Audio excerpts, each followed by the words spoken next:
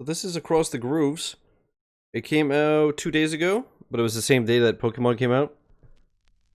And I was sent a copy of the game to stream for you. So let's check it out. And we'll adjust the audio as we go, I guess. Across the Grooves is an interactive graphic novel. During your adventure, you will be asked to make choices that will define how your story progresses. When one of your decisions influences the personality of the main character, Alice, one or two symbols light up on the top of the screen. The spiral, the lightning, the flower, the skull. And Across the Grooves, some of the scenes are sung. When that's the case, the lyrics will be displayed in special dialogue bubbles like this one. Of course, you can keep on reading at your own rhythm, but if you want to hear the full song, you'll have to adjust your reading speed to the rhythm of the lyrics. In Across the Grooves, your progress is saved automatically. You won't be able to change the decisions you've made. However, the sum of your choices always leads to different scenarios. It's impossible to lose in Across the Grooves. Choose wisely. Alice? The interphone buzzes again as I'm putting on my blouse. Alice, can you get that, please? At this time in the morning, it's probably a delivery. I wonder what Jean-Baptiste has ordered this time. Sure, answer. What up, fam? I quickly finish dressing and hurry to answer the interphone. The delivery man, who I thank for his patience, tells me in a toneless voice that yes, there's a package for me. A few minutes later, I'm back in my kitchen. I've made myself a coffee and, with a sense of foreboding, I look at the flat, square package which dominates the kitchen table. Jean-Baptiste comes into the kitchen, absently buttoning his shirt. Is this the delivery guy? Oh yeah? He jerks his head towards the package and peers at me. What's that? I think it's a record, a vinyl. The shape of the package is so distinctive that my guess is almost a certainty, and the handwriting leaves me no possible doubt. I recognize the hesitant, disjointed handwriting of Ulysse, a record store owner with whom I shared several years of my life before I met Jean-Baptiste a little over 3 years ago. Is it Ulysses or Ulysse? I know this is in France, so I don't know. As I've had no news from Ulysse since the night we split up, getting a package from him is unexpected, to say the least. Jean-Baptiste gives me a quizzical stare. Tell him the truth. I think it was Ulysse who sent it to me. Your ex? Yeah, I'm just as surprised as you are. I swear I haven't been in contact with him at all since we broke up. Jean-Baptiste moves closer and strokes his fingers gently through my hair. You should open it. Maybe there's a note, an explanation. He was part of your life for a long time, and you were part of his. I guess if he's decided to contact you now, it's something important. You're right. I've got to run. My father has some big Chinese clients coming to the castle at lunchtime. I have to organize the meeting with the cellar master. He plants a quick kiss on my lips. Shall we meet up at the brasserie this evening? I might finish late. I remember that we've planned dinner this evening with my brother and my sister-in-law. Yes, okay, let's meet there. It's easier. Yo, he looks fly as a bird, dude. I wait, listening to his footsteps go down the stairs and fade before I return to the kitchen to open the package. I need a little privacy to deal with the intrusion of this ghost from my past. I grab a large chef's knife from the worktop and slide it along the fold, cleanly slicing the seal of brown packing tape. Inside there's a record, a 45, a 7-inch as the English call them. It's protected by a new sleeve, white card, without anything written that could give me some idea of what's actually pressed into the grooves. Knowing Ulysses' passion for rare records, it's probably a white label, a test pressing, sent to the record company by the factory to check the track order and the general sound quality before mass producing the record. I carefully slide the record out of its jacket. There's no label in the middle to tell me more of its contents. What I suppose to be A-side is cut into one single piece, which leaves one to suppose that it's a 45. As for the B-side, it's bare of any grooves. The black shiny surface of the record seems to reflect my confusion back at me. Why? And particularly, why now? It's been more than 3 years since Ulysse vanished from my life. 3 years without a word. What could have driven him to send me a record now without the least explanation? I checked the clock on the wall above the door. I still have 15 minutes before I need to leave for the office, which leaves me plenty of time to listen to the record, which can't last more than about 5 minutes, maybe 7, 8 maximum. I pick up the packaging to put it in the wastebasket and take a moment to inspect it again, checking there's no note or anything hidden in a fold. Nothing. And no return address either. The postmark tells me that the parcel was posted from Paris, the 10th arrondissement. I take the record, then hesitate again. Do I really want to revisit the past now before work? Or wouldn't it be better to wait till this evening? Oh, let's do it now. I decide not. This can't wait. In any case, if I don't listen to the record now, I won't be able to think of anything else all day. So this should take us about like 3-4 hours, from what I've seen. And then after that, we'll either start Soul Calibur 6, or we'll just work on some Pokemon stuff. I almost finished my decks, Chad. Almost. I'm only missing 3 that are Sword exclusives and 3 that you can't get legitimately all at once without Oaks Lab, but Oaks Lab hasn't been live in 2 days, so rip me. And then there's the like Alola stuff that I'm breeding and leveling up. I go into the living room. The hi-fi has been relegated to a corner of the room behind the couch. As I lift the cover of the turntable, dust floats up into the room. Jean-Baptiste prefers the background noise of the TV, so naturally I've stopped listening to music since we moved in together. Plug in the headphones and put them over my ears. The night is upon me. A dark alley of cobblestone. Oh. How's the audio? Is it too loud or are we good? It looks like it's a little bit too loud, but let me know. What's going on, Dan? How you doing?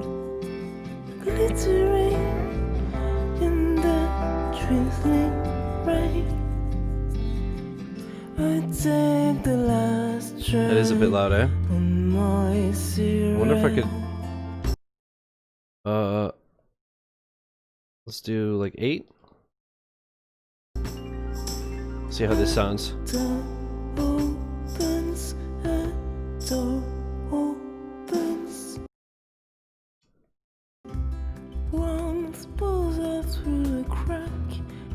Is it okay now or is it still a bit too loud? Perfect? Nice. Nice, nice, nice.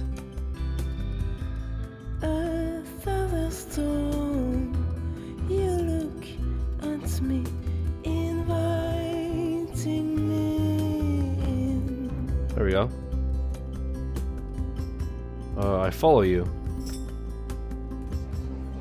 I follow you inside. To drowse my pain, to drowse my pain. Okay, yeah. To drowse my pain, to drowse my pain. In this sea of others together.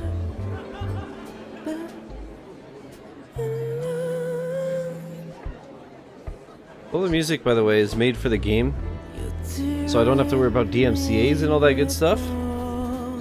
I had to make sure to ask them when they sent me the code.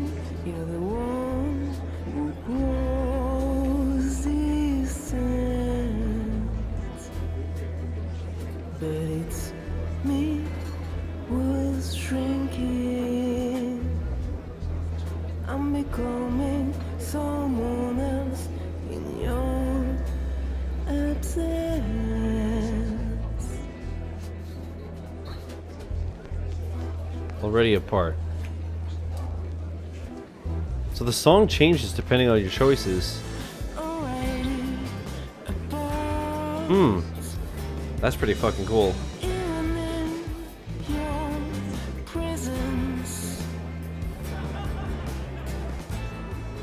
Ulysse? He turns and gazes at me sadly. I remember this evening perfectly. This is the day I met Jean-Baptiste, and this is the day Ulysse and I say goodbye.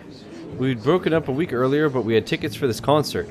I told myself that I didn't want to miss out, that I could handle it, the two of us sharing the same place for just a couple of hours.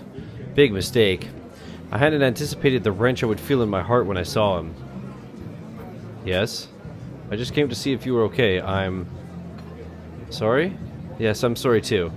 Ulysse lowers his eyes, remorseful. I'm going to go. This was a bad idea. I shouldn't have come here tonight. He goes out of the door and moves away.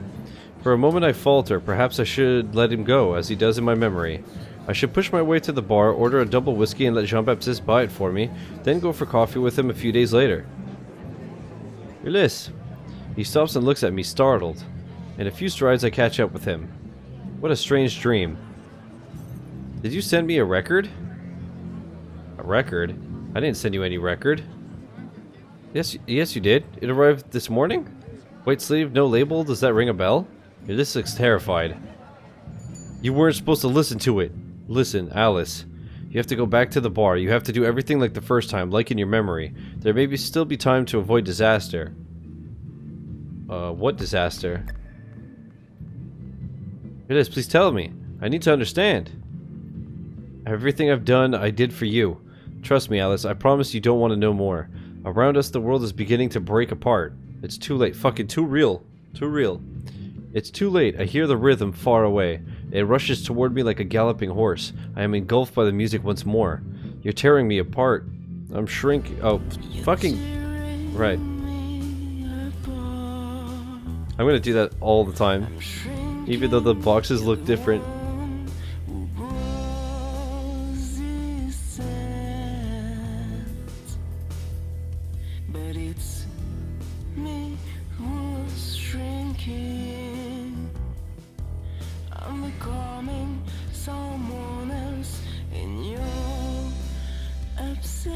So this record made her relive the memory? Dope. Mm-hmm.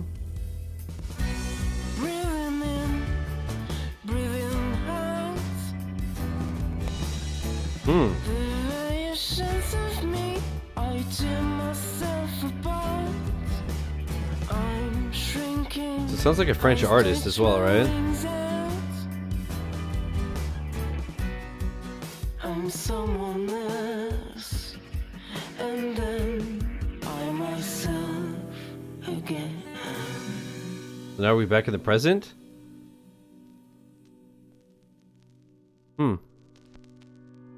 You are tearing me apart, Lisa. I wonder if it gives you the ability to change the past. I don't know. Bordeaux. I stay where I am, sat by the record player, the stylus circling the central groove, an unceasing hiss in my ears. Did I fall asleep? What happened? I take off the headphones, then replace the tone arm on its rest. I try to get my thoughts in order. I haven't thought of Ulysse in months. Months? Wasn't it 3 years? I never understood why we broke up. Our relationship worked. Little by little, Ulysse became distant. I threw myself into my studies. I probably neglected him. Oh, no smoking. It says éteignez votre cigarette. That makes sense. Put out your smoke. Makes sense. Our twin orbits diverged. And one day he was gone from my life. Should I have fought? Should I have tried to save what we'd built together? Would it have changed anything? I met Jean-Baptiste. He was charming. It was easy. Then I learned from Marc that Ulysse had left Bordeaux. Life went on. I finished my studies. I found a job in a bank. We moved in together, Jean-Baptiste and I. We quickly settled into a routine. Weeks, months, years passed without me really noticing. Is this truly happiness, or is it only a comfortable status quo that I've never had the courage to challenge? I had a strange sensation, as if I'd suddenly woken from a long sleep, a sleep that lasted for years. I checked the time, 9:35. I'm going to be late if I don't leave right now. I put on my coat and set off on the short walk between the apartment and the branch office of the bank where I work. I go into the bank, I say hi to Martin on the counter, then I shut myself in my office. I have a stack of files to deal with, but I can't concentrate. I stop at the apartment after work to take a shower and change. Then I hop on a tram to join Marie, Robin, and Jean-Baptiste at the restaurant.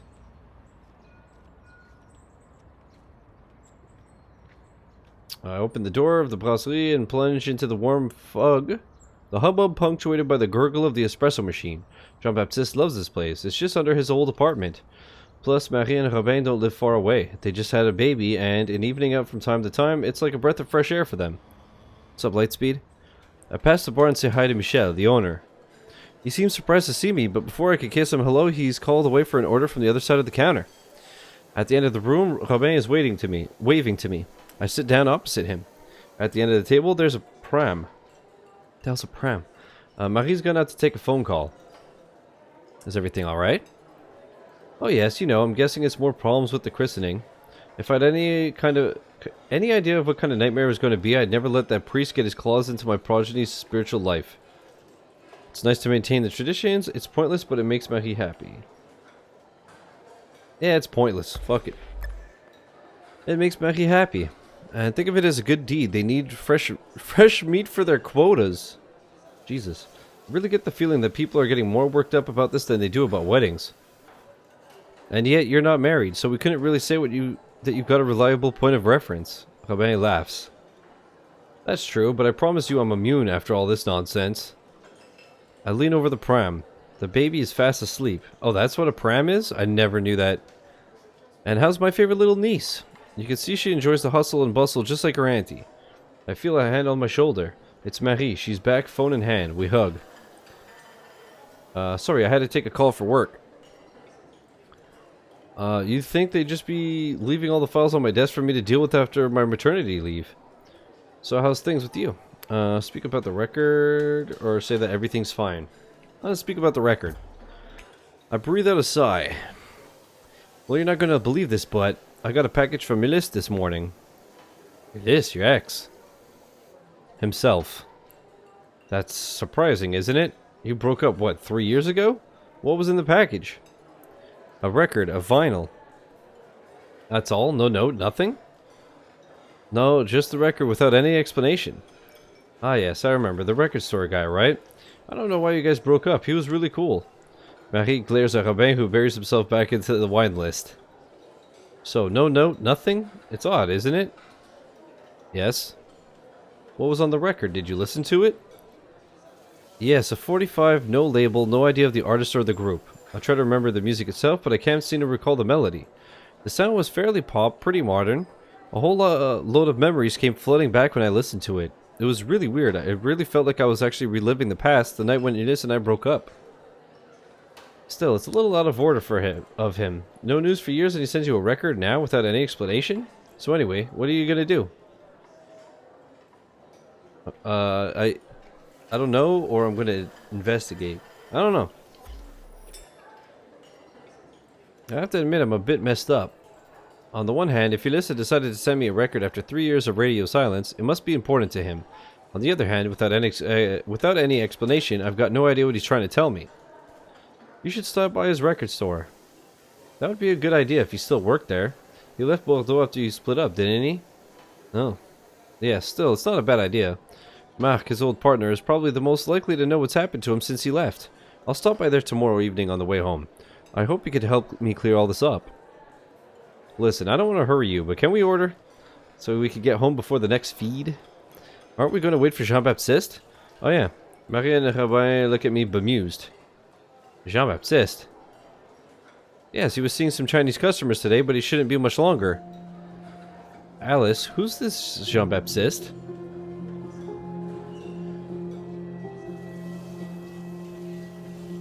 So I already fucked something up just by...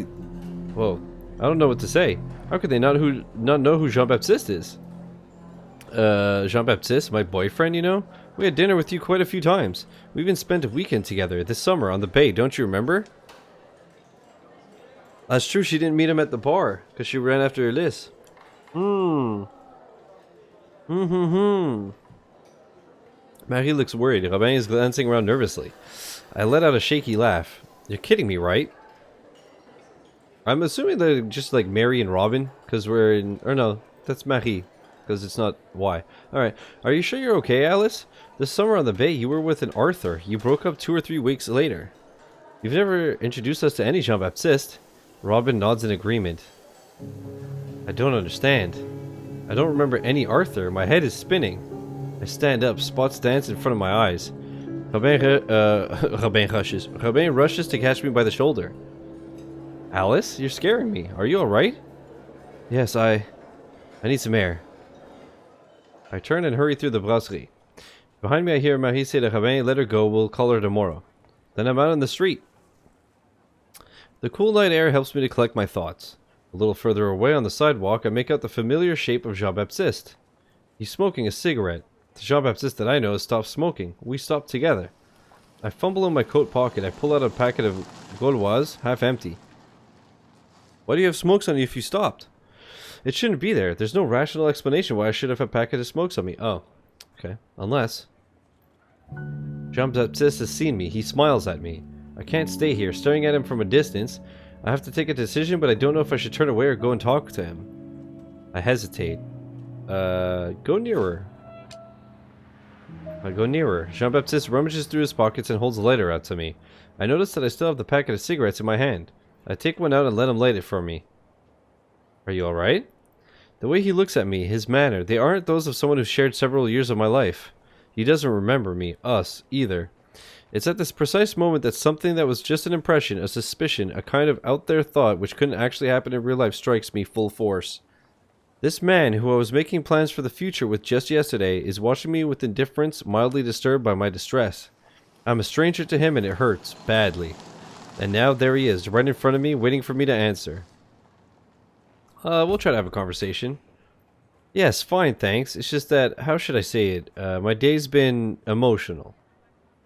I get exactly what you mean. We're on a slippery slope which I decide not to continue down. I don't know how I'll react if he asks me what happened in my day, and I know he's about to do just that. Haven't we met already? Your face looks familiar. I don't think so. I'd remember you. Do you often drink here? He nods toward the window behind me. Maybe you saw me there sometime. I come here a lot. I don't know. Maybe. Probably. Jean-Baptiste drops a cigarette end and crushes it with his foot. Wow, what a monster. Sorry, but I have to go. Do you want me to ask Michel to get you a taxi? Oh no, that's kind, but it's fine. He starts back to the bistro, then changes his mind and returns to pick up his cigarette end. He takes the chance to look at me again as if he was searching for an elusive memory or a word on the tip of the tongue. He flashes me an embarrassed smile accompanied by a good night before disappearing into the bistro. I stay where I am, in the cold dragging on my cigarette, my heart in my shoes. Then I turn away and head up the street toward the tram stop. The first thing I do when I get back to the apartment is to bolt the door behind me. I had the feeling of being followed on my way home. I'm probably being a bit paranoid, but well, who knows? Someone breaking into my home during the night would really just top my day off. The second thing that I do is go to the bedroom and open Jean-Baptiste's side of the closet. I'm not particularly surprised to find it full of my old clothes, things I thought I got rid of. Go out on the balcony and light a cigarette. As I stand musing, I look at the apartment and I'm aware of a number of small differences that I hadn't noticed earlier in the day. There's no phone charger or small coins in the bowl on the dresser in the hall. The old games console, which had never been plugged back in since the move, is no longer on its shelf under the TV. The big photo of New York had been replaced by a tattered old poster from a regional rock music festival. The record, though, still dominates the kitchen table, exactly where I left it earlier in the day. It seems impossible, but as if, by putting on the 45 on the turntable, I'd truly returned to my past. As if, by choosing to run after Ulysse the night we broke up, I hadn't met Jean-Baptiste at the bar. As if I'd returned to a present where I'm single, where Jean-Baptiste and I never met. I could try listening to the record again to get to the bottom of this, but I'm afraid of making things worse. If it really does have the power to change my past, it could have catastrophic consequences on my life. I hope Marc will help me to clear all this up. At least he should be able to tell me what's happened to Ulysse. I grab my phone and leave an apologetic message for Marie, assuring her that everything's fine, that I'm sorry I slipped away so early. Then I crush out the cigarette and crawl under my covers in hope of sleep. What is this gonna get super fucked up? Saint Michel. I realize that I've hardly set foot in this district since I split up with Ulysse. The store that Marc shared with Ulysse is in a little semi-pedestrian street on a corner. I used to come here almost every day after my college classes a few years ago. When I push the door open, I'm assailed by the characteristic odor of old records, similar yet distinct from the smell of old books. The big speakers fixed to the ceiling blare out a strident fuzz guitar solo at a volume theoretically much too high for a business establishment. I'd be incapable of saying whether it was some obscure 70s garage band or post-rock movement contemporaries trying to imitate their elders. Marc is reading the sleeve with interest. Only when I reach the other side of the counter does he deign to look up. He smiles at me, then murmurs something incomprehensible in the din. I gesture to him that I can't hear anything, pointing at my ears. He flaps his hand at me to wait, then he turns the volume on his amp down to something better adapted to conversation. I was saying, they're a local band, pretty powerful, huh? I've signed them for an EP, I just got the pressing. What's amazing with Marc is that even if we haven't seen each other for probably over a year, he behaves as if we'd spend yesterday evening together. Hello Marc, are you okay? Everything's cool, thanks, and you? What brings you down here? Have you heard from Ulysse lately? No. Marc seems a little surprised at the question. Now that you mention it, it's been an age. The last I heard he was in Paris, but when I say last, that was 6 months ago. I called him for a customer who was looking for Magma Originals. After, it's true we kinda lost contact since. Marc breaks off.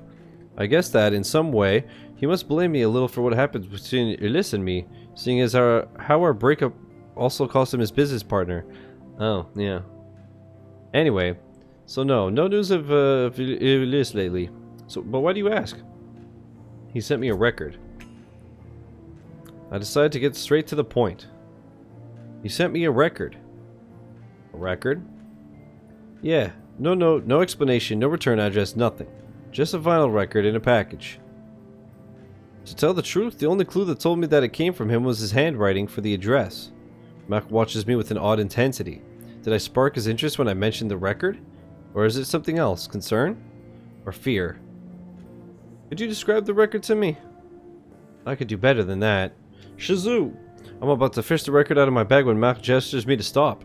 He hails someone who's rummaging in the reggae/Afrobeat box behind me. Hey, sir? His target turns with an air of feigned innocence. He's a guy in his 50s. He wears a black leather biker jacket and snug matching pants. What's up, Eternal? How you doing? His hair, which is slicked back rockabilly style, is considering his age the improbable uniform black of a bottle of hair dye. Can I help you? The guy grumbles in discontent, shakes his head, and saunters towards the exit. Mac waits for the closing door to ring the bell hanging above it before continuing. Did that guy follow you by any chance? Follow me? Yes, follow you. How should I put it? Have you had the feeling that you're being watched since you received the record? Yeah?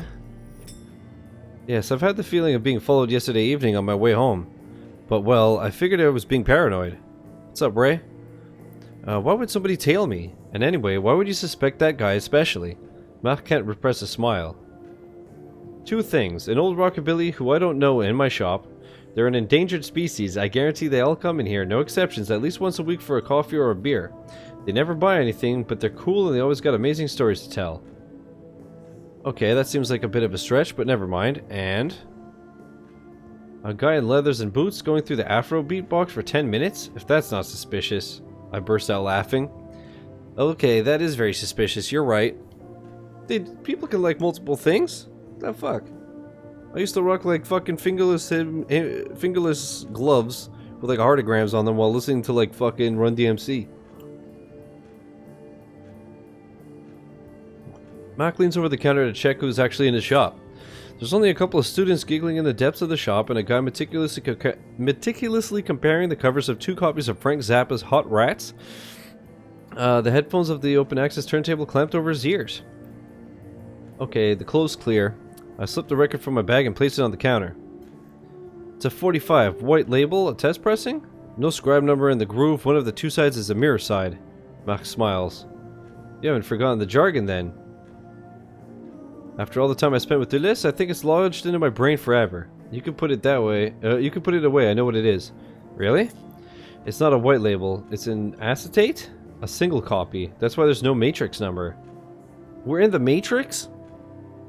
I put the record back in my bag. But I'm surprised you don't recognize it. Ulysse unearthed it a while before you split up. It was the only record he wanted to keep when he left, which meant I had to buy his share of the stock. I would have preferred that he take the psychedelic shelf. It would have saved me taking out a bank loan. Fuck. Did you listen to it? Or do you know where it comes from? Well, no, I don't know how Ulysse got hold of it. On the other hand, there are quite a few legends going around about that recording. Have you ever heard of Robert Johnson? Nope. No, sorry, can't say I have. He was an old Mississippi bluesman. And when I say old, I mean old. The 30s. He was 30 years old? Ugh. He's the guy who invented tons of... He was the guy who invented tons of great blues riffs at a time when they were barely able to record them. He worked in the cotton fields, and from one day to the next, he got hold of a guitar and was able to play it perfectly. The legend says he made a pact with the devil at the crossroads. He died suddenly in 1937? Unless it was 38. Never mind, nobody's sure of the date in any case. The cause of death is just as mysterious. Ah yes, I remember. He was the first member of the 27 Club, right? Oh, fuck, okay. Exactly. One of the first. The most comprehensive lists count 2 or 3 musicians before Johnson. Officially, he died at 27 years old, like Joplin, Morrison, Brian Jones, Nick Drake, or more recently, Cobain, or Amy Winehouse. Wait, the microgroove didn't exist back then. If it's really his music on the record, it should be a 78, shouldn't it? Precisely, I'm getting to that. So he died mysteriously at the end of the 30s. There are 2 or 3 witness reports from people who claim to have seen Johnson on stage during the 40s, but nothing very reliable. The rest of the story, which is much less well known, happens 20 years later, a few hundred miles further north. Memphis, Tennessee. At the end of the golden age of Sun Studios, Presley... I'm big! I gotta really figure out why that always crackles. I wonder if it's because I mute Streamlabs and unmute it, whereas maybe I should just turn the slider down to 0. Let me try something, chat, just because this has been bugging me since I added this volume slider. But Sam, thanks for the Twitch, baby. Thank you, thank you, thank you. Holy shit, a game that actually knows about Robert Johnson. Alright, I'm gonna mute it with the slider, turn it back on, and try this again. I'm big! It didn't always have that crackle, did it? See? Now it's fine. I'm big! That's so fucking weird. It's like the... Let me try it one more time. I know this is annoying, but I'm gonna mute Streamlabs again, turn it back on. And it crackles again. Now, if I turn it to, like, not completely muted, but almost muted. Whoops. I'm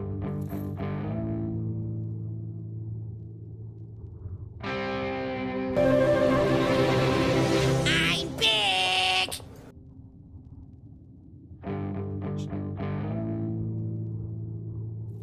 Let me try one more time.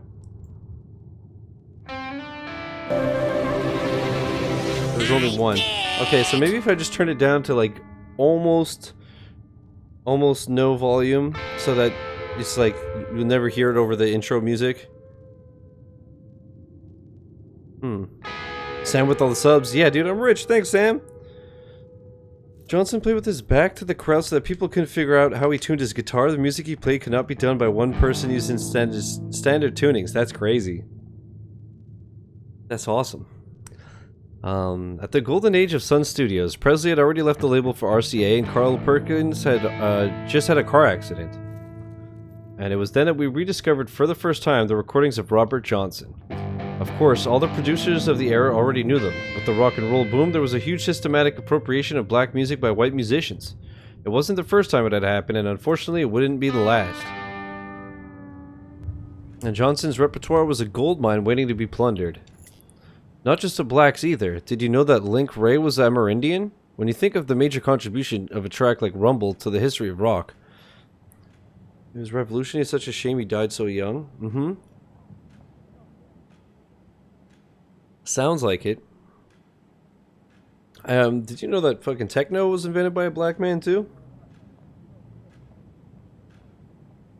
That blew my fucking mind when I found that out like 10 years ago. Well, I'm sure Sam knew that, but I can feel Mark starting to ramble, and I intervene to get him back on the subject. So, Sun Studios then? Yes, sorry, I'm getting off the point. So then this old black guy with a guitar knocks on the studio door. The guy is kind of strange, but he insists to the receptionist that he wants to see the producer. It's late, there's hardly anyone left in the office, and she can't get rid of him. Finally, she calls Sam Phillips, the boss, who stayed to work late that day. Sam Phillips arrives, asks what's going on, and the guy introduces himself. Hello, I'm Robert Johnson. I've come to record a track. And that's where this record comes from? Absolutely. Are you okay? I'm not boring you, am I? You know what I'm like. I could go on for hours. Shall I tell you the rest? With pleasure. What's up, Stu? I find these old stories fascinating. Okay, so Phillips finds himself in the lobby of Sun Records with a filthy old black guy who claims to be Robert Johnson. Also, chat.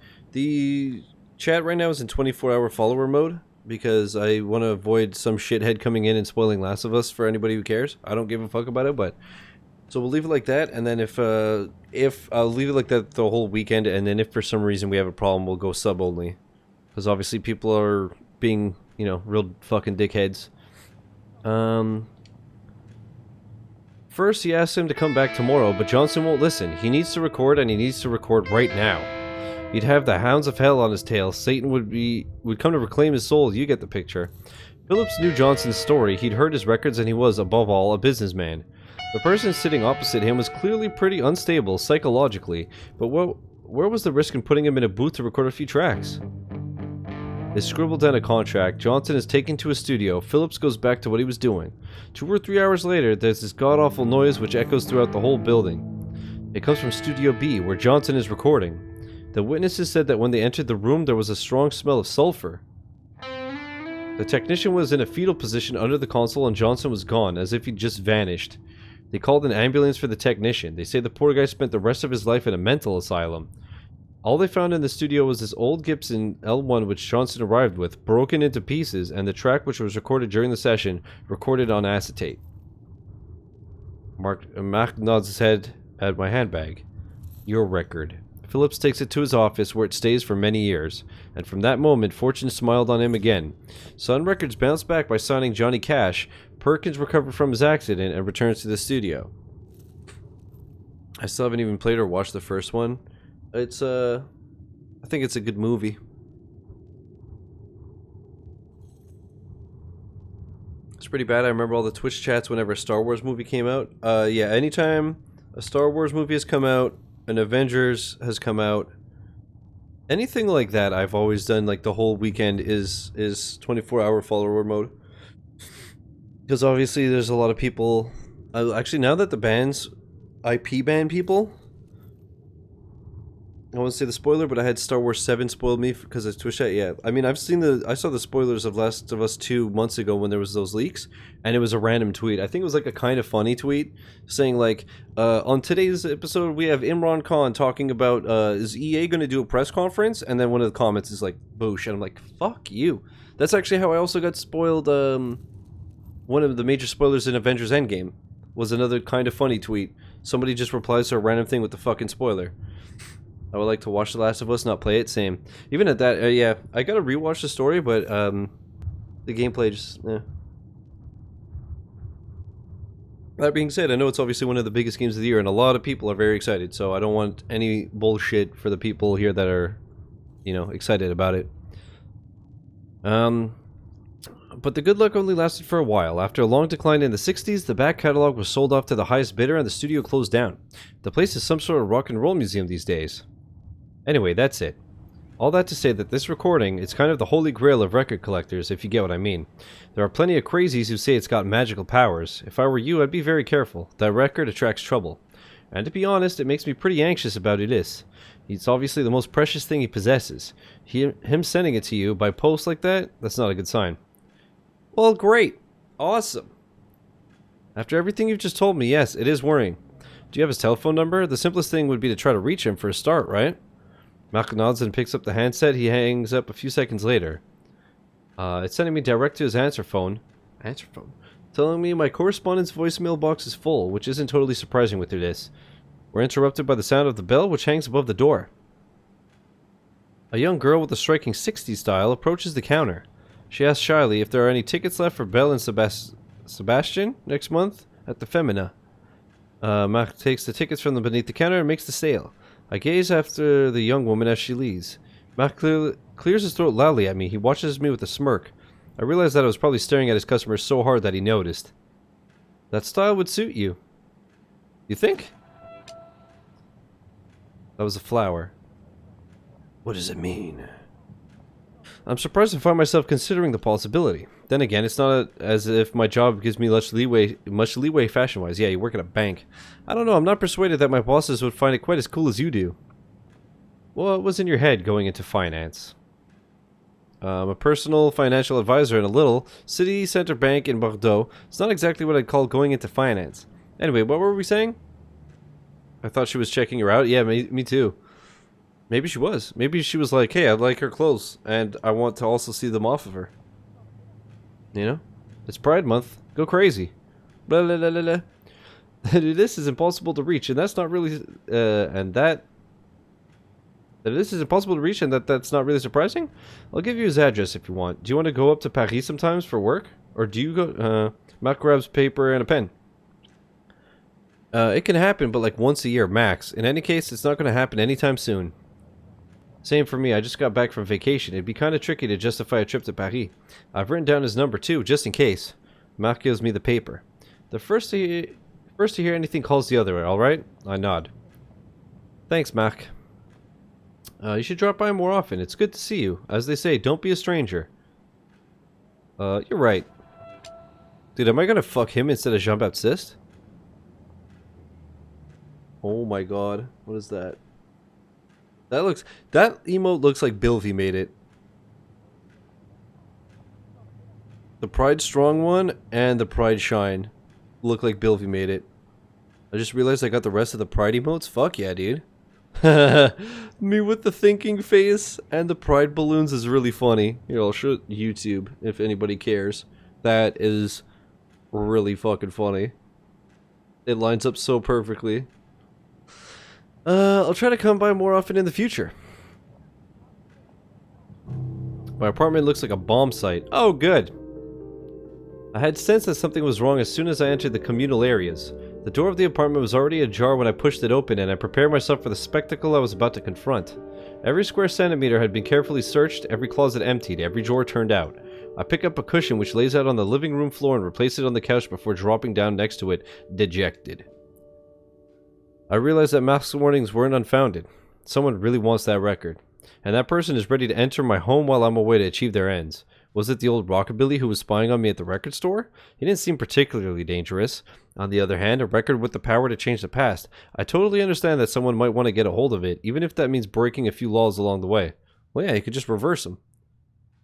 I guess there are a few things that I might be tempted to change myself. We all have our regrets, our missed opportunities. I glance at the turntable. It's been thrown on the floor, and the tone arm has flown under the dresser. Is the tone arm the thing that goes down, like with the needle? On the record player? Chad, I only have one vinyl. Let me show it to you, because it's fucking cool. I only have one, and it's my sister who bought it for me in like, New York.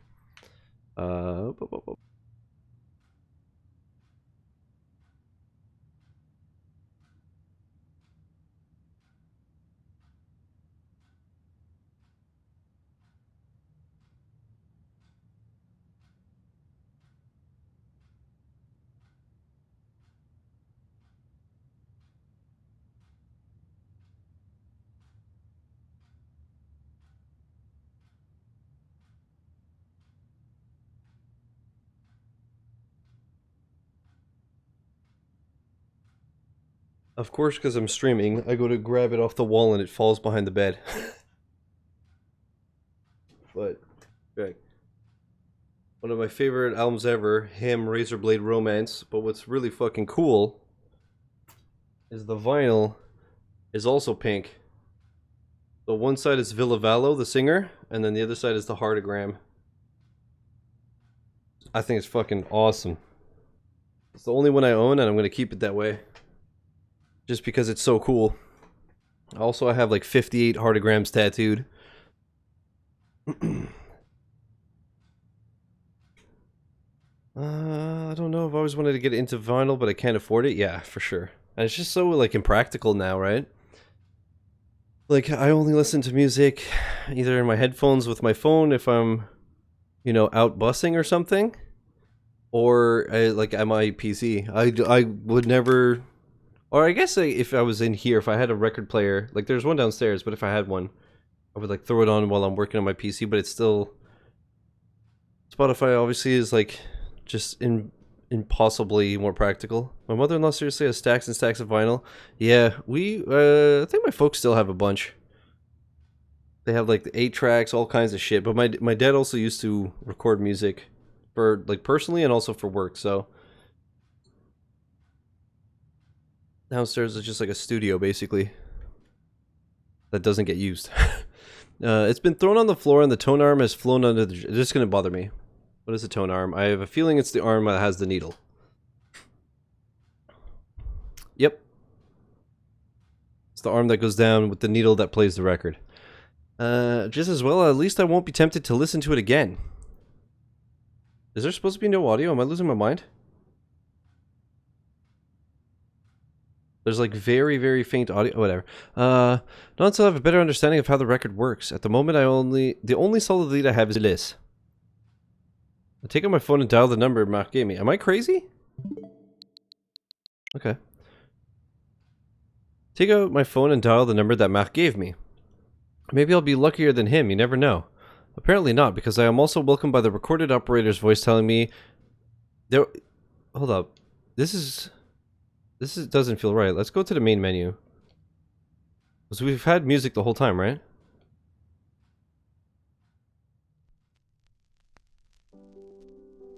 There we go. The way Shiz says Marc kills me. Well, we're in France. And like I'm assuming they're supposed to be pronounced like that cuz like it wasn't Mary. It's spelled like IE, so it's Marie, not Mary. And they're talking about Paris and Bordeaux and all that. So what's going on, Taylor? Apparently not, because I am also welcomed by the recorded operator's voice telling me in a monotone voice that your correspondence voicemail box is full. Beneath the number, there's an address in Saint... When? Saint when? I know what I have to do. What's going on, fam squad? What's going on, Maka? I begin by calling a locksmith to come and repair my door while I drag my suitcase from the top of the closet. Next, I try to call my boss, the bank manager, but he has already switched off his work phone for the night. Damn. I'll have to drop in at the bank tomorrow to let him know I'm going. I spend the evening tidying up the apartment. The next day, my boss is understanding but firm and insists that I transfer all my ongoing files to my colleagues. In the end, I only managed to catch a train to Paris at the end of the afternoon. God damn it, Mecca. So chapter 2 of 6? Okay. I thought this was a 3 or 4 hour game. This is probably going to be a lot longer. A ray of light seeping between the curtains wakes me. It was 11 p.m. when I'd reached Montparnasse last night, and I'd checked into the first little hotel I'd stumbled on when I left the station. I checked the time, 11 o'clock. I haven't slept this late for years. Of course, after recent events, sleep hasn't exactly come in easy. My window looks out the Boulevard Raspail and gives me a superb view of Paris in a downpour. Perfect weather for my trip to the flea markets of Saint-Ouen in search of Ulysse. I consider taking the record with me, but decide that it's probably more secure in the safe in my room. Yeah, no calling and informing the police of a break. Well, I guess... Nice! Bruh, Maka with the 182 bits. Thanks, homie. Nice. Appreciate it, man. What? Graphic novel, not on Xbox, not by Radaleka. The double negative means this game is a positive. Graphic novel seems cool, but I can't read. Oh yeah, 182 bits. God, I didn't even catch it. Fucking, where are you? I guess, yeah, it would make sense that she'd call the cops. Well, she did get a locksmith and then went to Paris. I don't know, dude. As the rain lets up a little, I walk to a local brasserie that I used to go to occasionally as a student. Usually when I come to Paris, it's just a quick return trip to the head office of the bank I work for in La Défense. It's pleasant to be able to enjoy the capital without the constant stress, even if I'm not exactly on vacation. Maybe it's a matter of context, I don't know, but I think to myself that this could be a great opportunity to hook up with some of my old college friends. I sit on the terrace. I sit on the terrace under the awning, light a cigarette, and order a croque monsieur and a coffee. I mentally catalog my old friends, and realize that those I haven't lost track of have, like me, moved on to the provinces. Of course, there's my old pal, Frank Duval. Last I heard, he still lives here. I should call him, see if he wants to meet up for a drink. Sure, let's call Frank. Hey, Frankie! A croque monsieur. I tell myself that a bit of moral support wouldn't hurt. Frank and I, we've known each other for so long, and I feel a little ashamed of myself for not catching up with him more often. This is the time to fix that. I grab my phone and dial his number. He tells me he'd love to see me, and we agree on a meeting place for a drink later in the evening. I look forward to it happily. I finish my croque monsieur, paid the bill, and set off toward the nearest subway entrance. Man, you just had a croque monsieur, now you're gonna eat a sub? You fat bitch. You fucking cow, dude. I enjoy hot coffee with shiz. Chat, Maka, every now and then, anytime he goes to like Ubisoft or something, he'll DM me like, hey, I'm in Montreal and I have like a 30-minute window. Do you want to meet up? And I'm like, I'm always like at work and can't just like leave. So he's been here a million times and I've never actually managed to meet up with him and like grab a beer or something. Grab a coffee, have a jerk. What? What a cow as I stuff my face with a burrito and some chips and queso. Ooh. The rain is falling again when I get to Saint-Ouen. The address that Marc gave me is Stall 73 in the Jules Vallée. What the fuck is it? Valet? Valet? Valet? Val? That makes no sense. Jules Val Market. I have trouble finding my way among the different markets, and I stop several times and ask for directions. When I finally stumble upon the entrance of Jules Val Market, it's well into the afternoon, and some of the stalls are already closing. I hope I'm not going to pay for my lie-in by finding myself facing a closed metal shutter. I work my way down a lane to stall 73. I could destroy a subside. Yo, I just ate an hour ago, and as soon as you mentioned food, I'm like, I've never eaten in my life. Unfortunately, instead of the old... Sorry, I have something in my eye. It's driving me crazy. Unfortunately, instead of the old record stall I had hoped to find, the place is taken by a bookseller. A bit further along, there's a stall selling 1950s furnishings, which also has a few boxes of old records. Above the storefront, the sign announces Patty Store, Hardware and Records. Maybe the owner, a young woman who looks like a Betty Page imitator, will be able to help me. On the other hand, the bookseller is unhurriedly moving his boxes of books inside. I wait a few minutes, undecided, when the bookseller, an old man with a mustache, approaches me. Hello, young lady. Come on, don't be scared. Pierre Duplot. She's already crying to this game? Yeah, back on me time. This is me on the inside. Dame donne. He beckons me closer. I need to decide.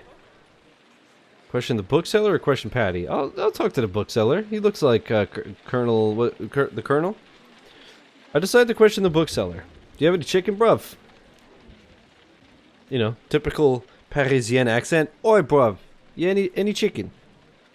Yeah, Colonel Sanders. So I said, Colonel Mustard. Why aren't they wearing masks? That's a good question. Good afternoon, Mr. Pierre Duplot. Good to meet you. He holds out a hand. I shake it. I have the Rona now. Are you interested in old books? Can I help you with something? Yes, at least, maybe. I'm looking for a stall that sells vinyl records. The address I was given is your pitch. I show him the paper with the address. He throws a fastball at me because it's a pitch. Ah, yes, I remember him. Ulysse. A nice boy. He was doing some a real nice boy. The nicest of boy. He was doing some research into the Thelema. Thelema, what, dude? He gave his stall up to me when he left Paris. He left Paris? Huh? Yes, in the summer, about 3 months ago. Fuck. I was wondering why the ball was getting bigger, then it hit me. That was a real stroke of luck. It's not easy to get a pitch here. If I might ask, why do you are looking for him? Because I'm having a stroke, apparently. He's a friend. I'm trying to track him down. Do you know where he went? The bookseller shrugs. England? London, probably. I admit, I didn't ask, but that was the next logical step for his research.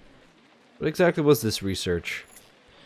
What I was telling you. He was asking me all kinds of questions about the Ordo Templi Orientis? The Thelema, if you prefer. And Luis? Of course, I tried to direct him toward the real occultists. Blavatsky, Steiner, Pappas in a pinch. The Thelema? What the fuck is that? Yes, you know, the occult movement founded by Crowley, among others. Oh shit, Aleister Crowley? Crowley, the name's familiar.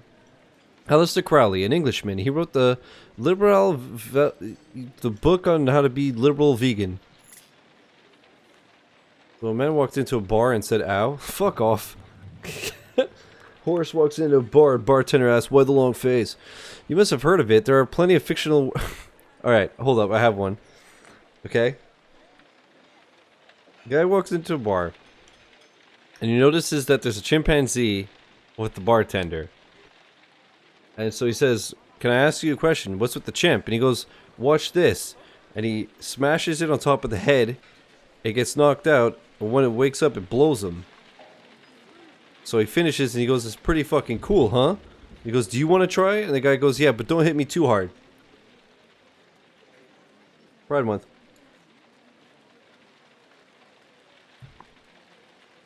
You must have heard of it. There are plenty of fictional works that refer to it, a bit like Lovecraft or Edgar Allan Poe. Do what thou wilt shall be the whole of the law. I've got a very nice copy if you like, an American first edition in excellent condition. But if you're really interested in the subject, the Theosophists are much more informative than Crowley. If I were you, I'd begin with Blavatsky instead of wasting your time with melodramatic Satan worshippers. He grabs a thick, leather-bound volume labeled Isis Unveiled from the shelf behind him. I realize that the conversation is getting out of hand. If he starts trying to sell me his merchandise, I'll never get him back on track. I have to refocus this discussion fast. Talk about the record. Yeah, man walked into a bar with a slab of asphalt under his arm. He says, "A beer for me, please, and one for the road." I remember Game Grumps said that one. They had a whole episode of, what was it, Kirby's Yarn something? Kirby's Hairball? And they were just doing jokes like that. Epic Yarn. That's what I said. But they were doing it like, a man walks into a bar with a slab of asphalt under his arm. Press for an answer about it. It is, motherfucker. Look, sir, I'm sorry, but I'm not interested in your books. Oof, I just want to find my friend. The old man looks crushed. He must be a real fanatic. Ah, I see. Well, young lady, all I know for sure is that he let me have his pitch. As I told you when I asked him why he wanted to give up such a great pitch, he said something about England. I have to admit I wasn't really concerned. After all, it's none of my business. Anyways, that's all I can tell you. But you should ask Patricia. She's got a stall a bit further down the road. Fuck, I should have asked Patty the whole time. It's called Chez Patty. She might be able to tell you more, considering that they were seeing a lot of each other. She and your friend, if you know what I mean.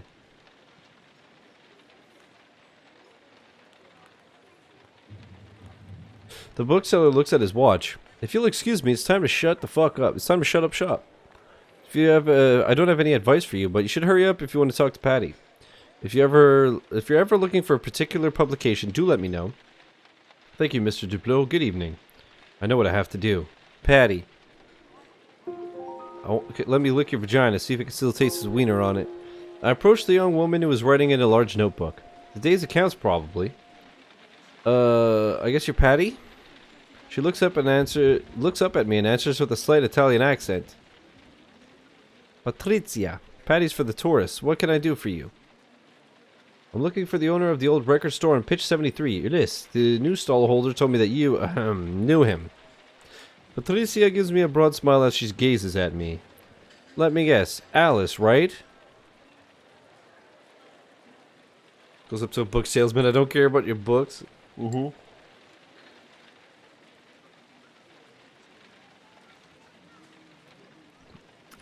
She bursts out laughing at my startled expression, delighted to have astounded me, but without a trace of spite.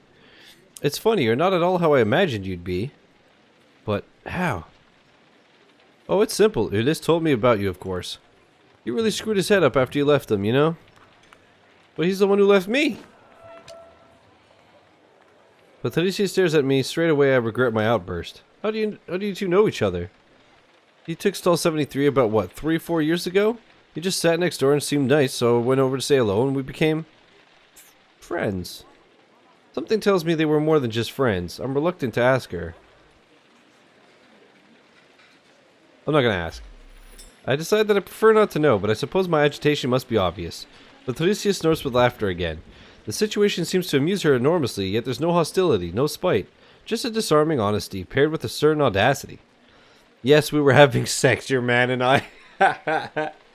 Oh no. Fuck. Get dunked on. The fact she says your man and I. He even lived at my place for a while when he first arrived in Paris. But it didn't work out? Patricia heaves a theatrical sigh, intensely Italian. Okay. Stugats, no. But it had nothing to do with you, my dear. We weren't meant to last. This wasn't really my type, if you know what I mean. Patricia gives me a knowing smile and continues talking before I really had the chance to figure out what she's trying to tell me. And I have to say that his hippie music got on my nerves pretty quickly. Let me guess, you're more of a Cramps or Meteors type of girl, right? Exactly. We could see eye to eye on the Sonics and the Kinks, but that gave us a pretty small common ground. And of course, I soon realized that he was still hung up on you. That's not where I thought that she was going with when she said he was still hung. I was like, this is a problem? Also, did you expect him to just not be one day? Anyway, we broke up, but we stayed on good terms. He's not the type to hold a grudge, Eurydice. I love how she keeps saying that like he's mine. Do you know where he is? They could see eye to eye on the Kinks, right? She gobbled his meatballs. Oh my god.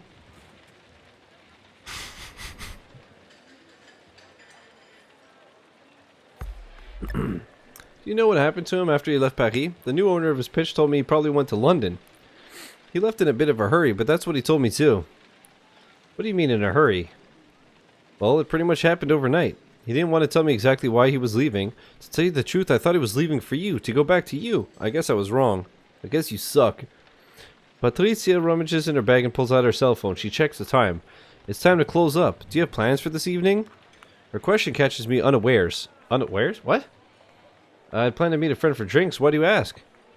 That's a shame. I could have introduced you to someone. Someone who might have some answers to your questions.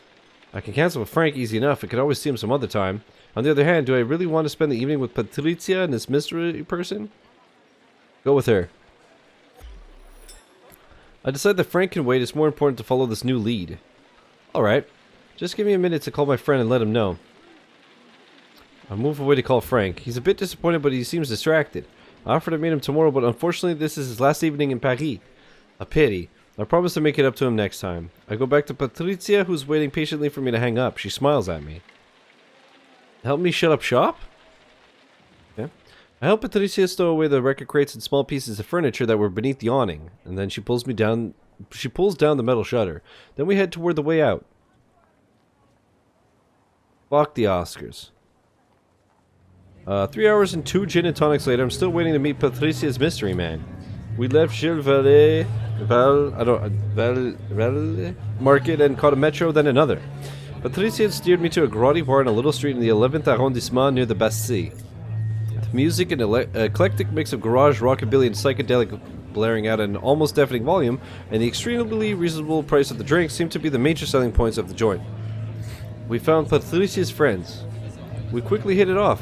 Paul and John are record store owners. They recalled meeting Ulysse when he was in Paris and going out with Patricia. This doesn't particularly surprise me. Ulysse tends to stick in your mind. Yeah, your mind. Justin works at the town hall at the 8th arrondissement, and Claudia, in a clothes shop in Châtelet. Luc, who must be getting on for 50, is part of the technical crew at the Olympia. We talk a lot about music. We chat a little about our lives. Paul tries to flirt mildly with me, but Patricia freezes him with a look and he stops, a little embarrassed. When I ask Patricia which of her friends I should ask about Ulysse, she tells me that Enzo isn't there yet and they'll be there later after work.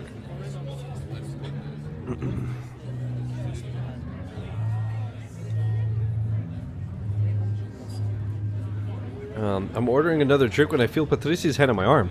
She speaks into my ear above the hubbub. Come on, I'm going to introduce you to Enzo. I follow her to the end of the bar to find that a new arrival has joined the little group. A man rather advanced in years. That's one hell of a way to say it. Eternal. You're great. Dressed in a velvet suit with a flowery shirt. This is me in 2 years. He gives a shout of laughter, an easy smile seizing his white-bearded face. His presence is magnetic. The image of an old wizard runs through my head, but I have a sense that this man is very down-to-earth, rooted in reality and delighting in life. Patricia, venga aquí. He kisses the young woman affectionately, like an old uncle kissing his favorite niece, which makes me wonder if they're maybe related in some way. Then he turns to me. Good evening. I think we don't know each other yet. Don't know each other, yes? No, I'm Alice. Nice to meet you. He speaks with a strong Italian accent, which strengthens my idea of a family connection. Enzo, I don't know if you remember Ulysse. You know, I introduced you? At the mention of my ex, a shadow passes over the man's smiling face. Alice is looking for him, and I suggested that she meet you, seeing as you and Ulysse got on so well. Do you know what happened to him after he left Paris? Enzo... Uh-oh. He's gonna order a Dos Equis? Holy fuck. Enzo gestures me to follow him. Come with me, we're going somewhere we could talk without shouting. Enzo and I walk out of the bar and up on the road on the little courtyard. Enzo sits on a bench, I sit down next to him. He lights a cigarette, then offers me the pack. I accept one and then I give him back the one and I keep the pack. I'm not going to make any bones about it. If I mention a certain record of 45 with a white sleeve, well, I'm caught off guard by this question. Should I be wary of this man, or can I trust him? Tell the truth. Yes, I know the record you're talking about. It's one of the reasons I'm trying to find Ulysse. I suppose it's because of this record that he got into contact with you, right? Enzo smiles. Yes, and no. Wow, thanks. As you have guessed, yes, I listened to the record a long time ago, but the fact that Elise and I met is really just chance. Or destiny. Have you seen the film Le Cercle Rouge? No. No, sorry, it doesn't ring a bell. He looks like a fat witcher? This is Geralt? That doesn't surprise me. It's a very old French crime movie with Alain Delon and Yves Montand. At the start of the film, Jean-Pierre Melville, the director, invented a quote which he attributed to Gautama, and which I think perfectly applies to all the people who have listened to that record. When men, even unknowingly, are to meet one day, whatever may befall each, whatever the diverging paths, on the said day they will inevitably come together in the red circle. Seeing my confusion, Enzo adds, there aren't so many of us to have listened to the record, but our paths keep crossing, as if our fates were linked. I suppose you have listened to the record too. You must understand what I'm talking about. Enzo glances at me out the corner of his eye. I'm sure he's reading my face like an open book. Believe it or not, I really did meet Elise by chance. What were the chances that we would rent the pitch next to my nieces, or that they would hit it off? So much that she'd introduce him to me because we shared a passion for psychedelic music. It's true, that's strange. Why are you looking for him? He contacted me by mail a few days ago. I knew straight away that something wasn't right. Enzo takes a deep breath and rolls his eyes. He wanted to know more about the record, to know where it came from, to know how it worked. He told me about you, you know? That doesn't surprise me. I understand. I talk about him too sometimes. Believe me, there are some people, some regrets that we carry us with all our lives. You saying he's gonna regret me forever?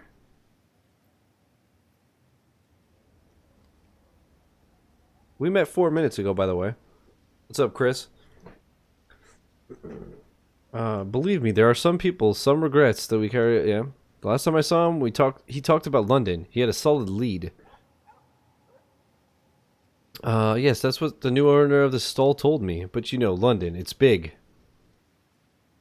You said a solid lead. Can you be more precise? Enzo looks troubled. I'm sorry, Elise dropped by to see me. I was at work. He said something about a DJ, something Putman, I think? Vladimir Putin's a DJ? The cliff notes for what this game? Our ex of 3 years mailed us a record. We listened to it and it sent us back in time. I chased after my ex instead of going to meet my current boyfriend for the first time. And then everything was fucked up. A DJ. Yes, on the radio. Ah, radio presenter. Did he say which station? Enzo shrugs. That doesn't help me much, but it's better than nothing, I suppose.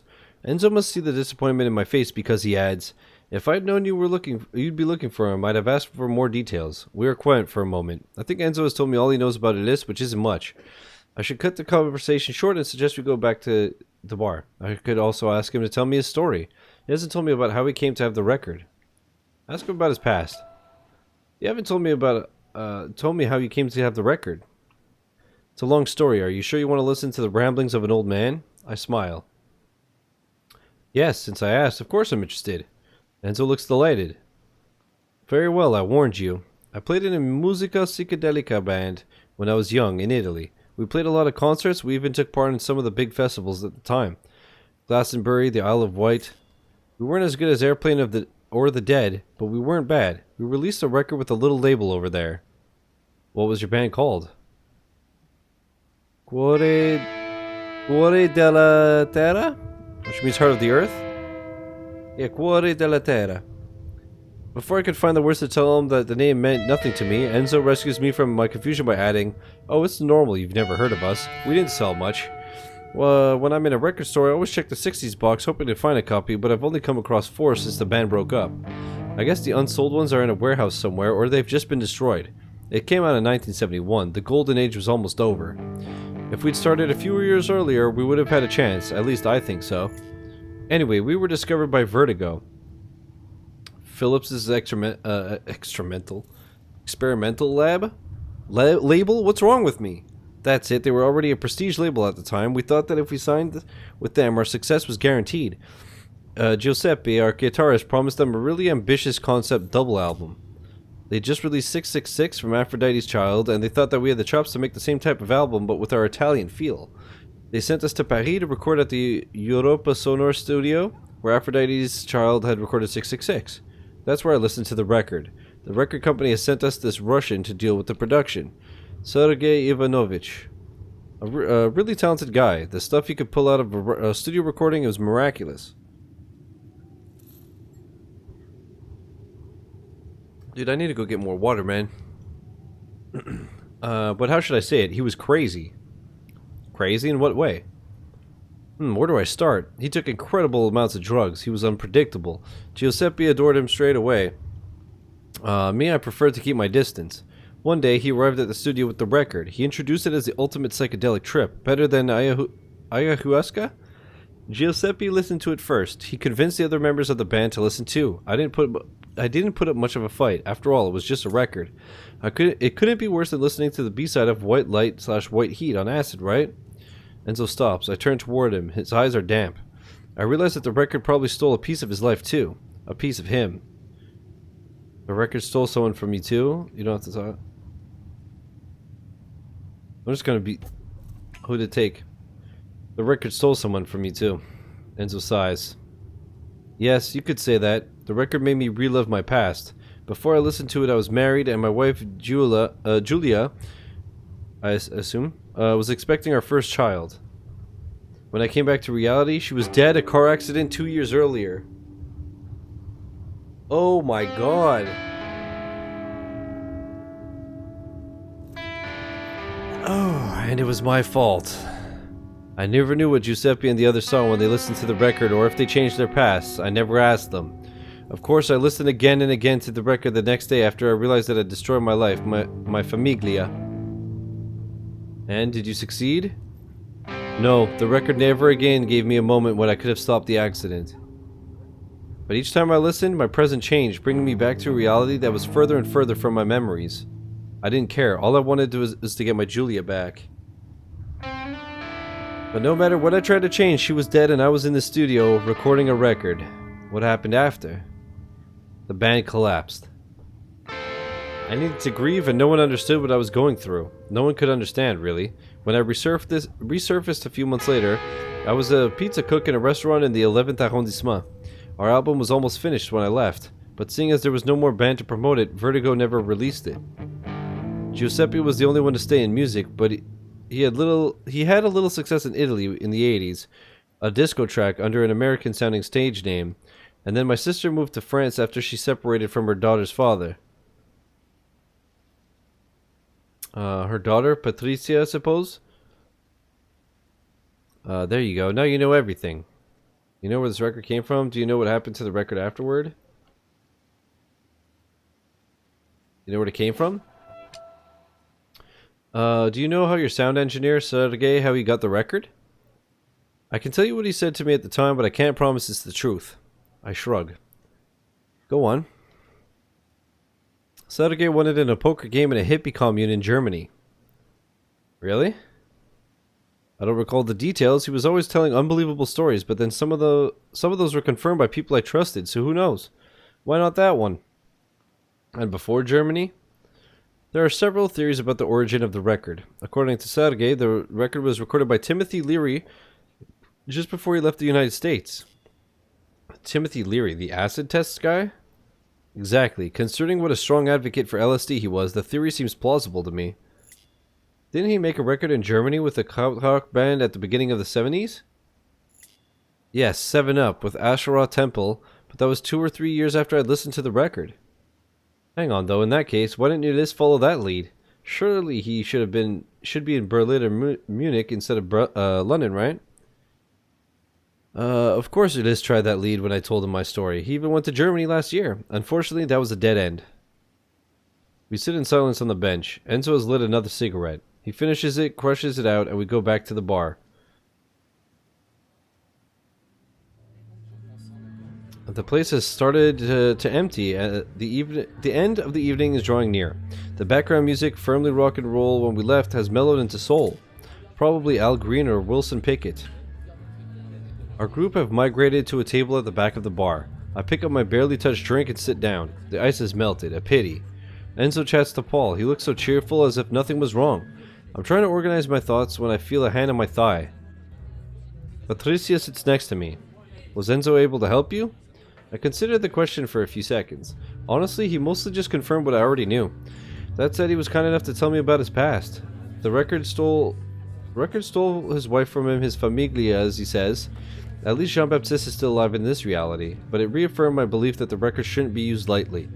Who knows what strange version of me I could find myself in. I realized that Patricia is still waiting for my answer.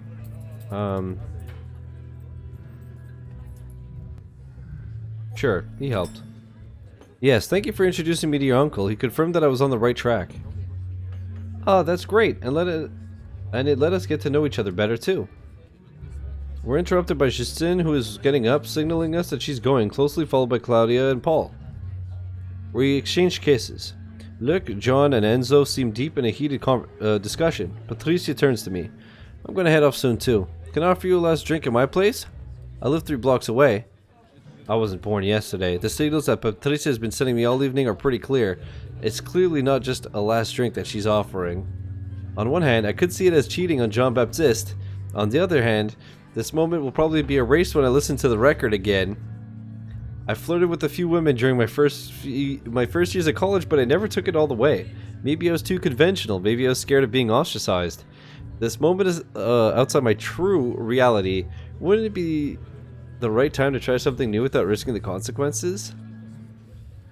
Hell motherfucking yeah, baby. I'll come back to your place. Okay, a last drink. I put my hand over hers. With pleasure. So let's go. Patricia gets up and says goodbye to her uncle and friends. I do the same, then I follow her out and we are swallowed up by the Parisian night. Now she just literally gives me a drink and she goes, "Good night."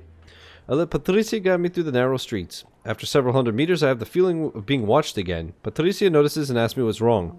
I feel like someone's following us. Do you think? She looks around. Oh, you're right. I know this guy. Further down the sidewalk, I can make out the shape of a man in a leather jacket. Hey, stop following us, Eddie. We've seen you. Eddie? Yeah, it's actually Jean-Luc Granville, but he prefers to be called Eddie Black. He's a loser, a has-been. After hesitating for a moment, he comes toward us. When he passes beneath a street lamp, I recognize his face. It's the old rockabilly who was listening to my conversation with Marc 2 days ago in Bordeaux.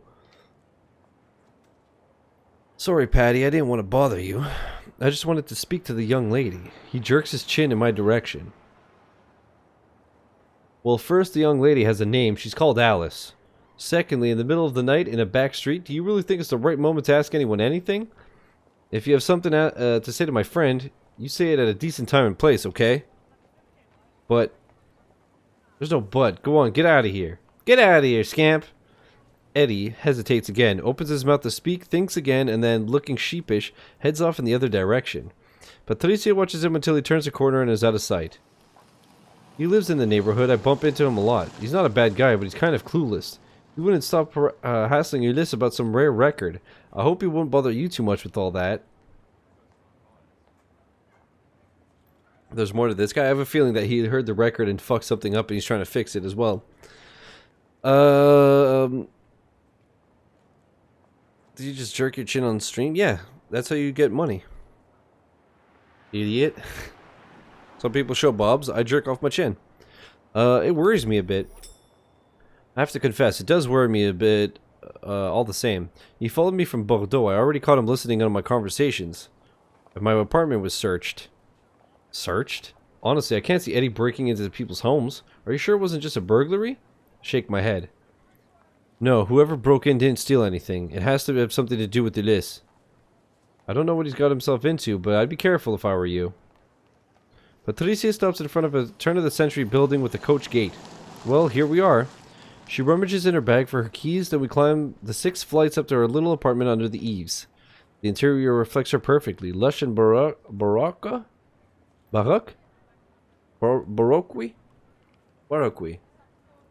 With lots of 1950s furniture. Patricia kicks up her heels and slips off her jacket and bag in the entry hall before choosing a record to put on the turntable. Have a good time, Sam. She directs me to do the same while she goes to get us a drink. I sit down on a shabby old sofa.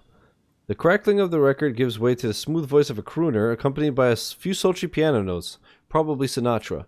Patricia returns with 2 cocktail glasses full of clear liquid, olives bobbing at the bottom of each. Oh, Budweiser. It's Baroque? Okay. I found the makings of a gin martini. I hope you like it. She puts the glasses on the coffee table and snuggles up against me. After all the signals she's been sending me this evening, her intentions couldn't be clearer. If I really didn't want this night to finish in her bed, I need to tell her right now. With that in mind, I'll need to be extremely tactful if I don't want to upset her. I could also take the lead and show her that we're on the same wavelength. Kiss her.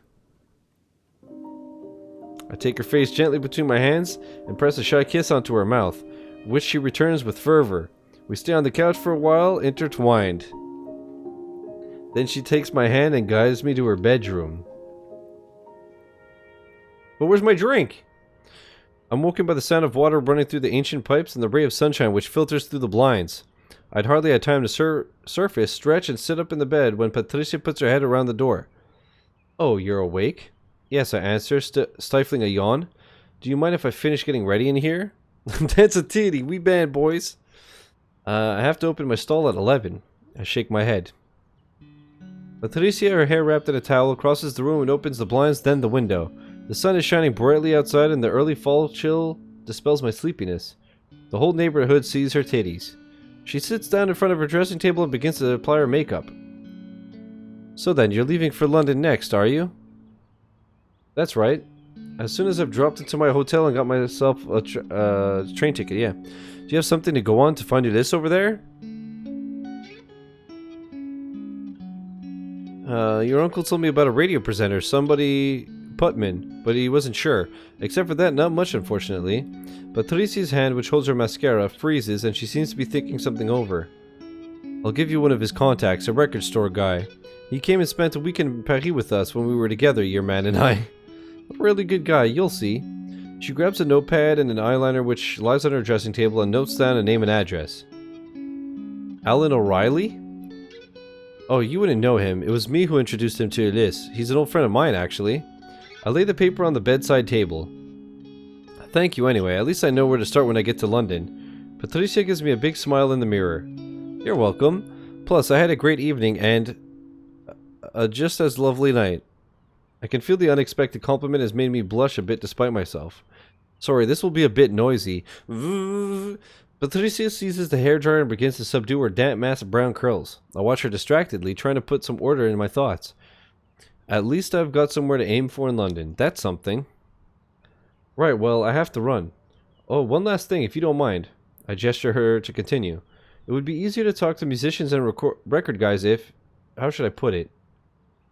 I looked a little bit less like a banker? That's it, exactly. I realized that actually I don't need to dress as if I were heading for the office. I pack my bag on a kind of autopilot as if I were going to a conference. You're perfectly right. Anyway, if I continue my quest, either I'll have to buy some new clothes or I'll have to drop by the laundromat. She gets up, leans over, and kisses my cheek. There's coffee in the machine and I left you a set of keys on the table. Take your time, have a shower if you want, and if you can drop the keys in the postbox on the way out, that would be great. Thanks.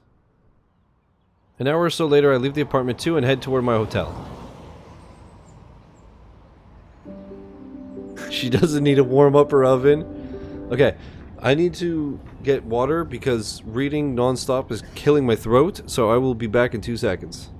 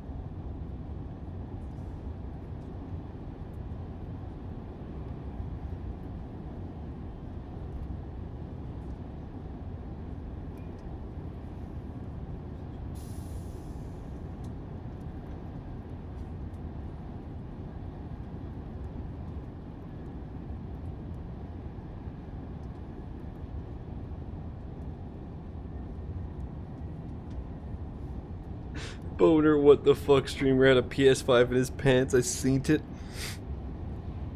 High speed. You need help, homie. Also, I made a fucking mess and spilled water everywhere because I hit my elbow on the way in. Because I am a fucking failure of a human. Okay, let's continue. We're on the airplane. 1 o'clock. I'm on a... Oh, I thought we were on a plane. I'm on a train heading to London. Arriving at St. Pancras in just over 2 hours, which gives me the time to find a hotel and prepare my search. And there's probably no better way of finding a record store owner than talking to other record store owners. I'll begin by making a list of stores to visit. I already have a name and an address. Alan O'Reilly. That's better than nothing. I'll take the opportunity to ask a few questions about the record too. Maybe I'll be able to get more precise information about this Putman that Enzo mentioned. After my exciting night, I spent a hectic morning running from subway to subway to catch the first train, all on an empty stomach. If I'm going to be roaming London with my suitcase, I really should eat something first. I grudgingly decided to take a wander down the buffet car to buy myself a sandwich, which is unlikely to be tasty, but which will certainly be very expensive. Instinctively, I check the record is tucked away, well away at the bottom of my bag, and begin the trek to car 13. I'm ordering a ham sandwich and a cup of insipid brown liquid which claims to be coffee, when I notice a poster suggesting that maybe it would be a good idea to invest in a travel card. I check my wallet to see if by any chance I had a forgotten Oyster card with a few credits on it from my last conference in London. As I feared, it must have been on a shelf somewhere in my apartment in Bordeaux. Unless, of course, it simply doesn't exist at all in this reality. The steward behind the counter tells me that he's sorry, but they're all out of prepaid cards. I've just resigned myself to a long wait in line on my arrival in the bustle of King's Cross Station when the person behind me offers me her card. I turn, surprised. She's in her 30s with short hair and a trouser suit. Accept. Look, that's really kind of you, thanks. Out of courtesy, I add, can I reimburse you for it? Oh no, there's no need, really. Her French is excellent despite the touch of a foreign accent which I can't place. Hold up, I also need to pee. But the bathroom was taken. I'll be right back again.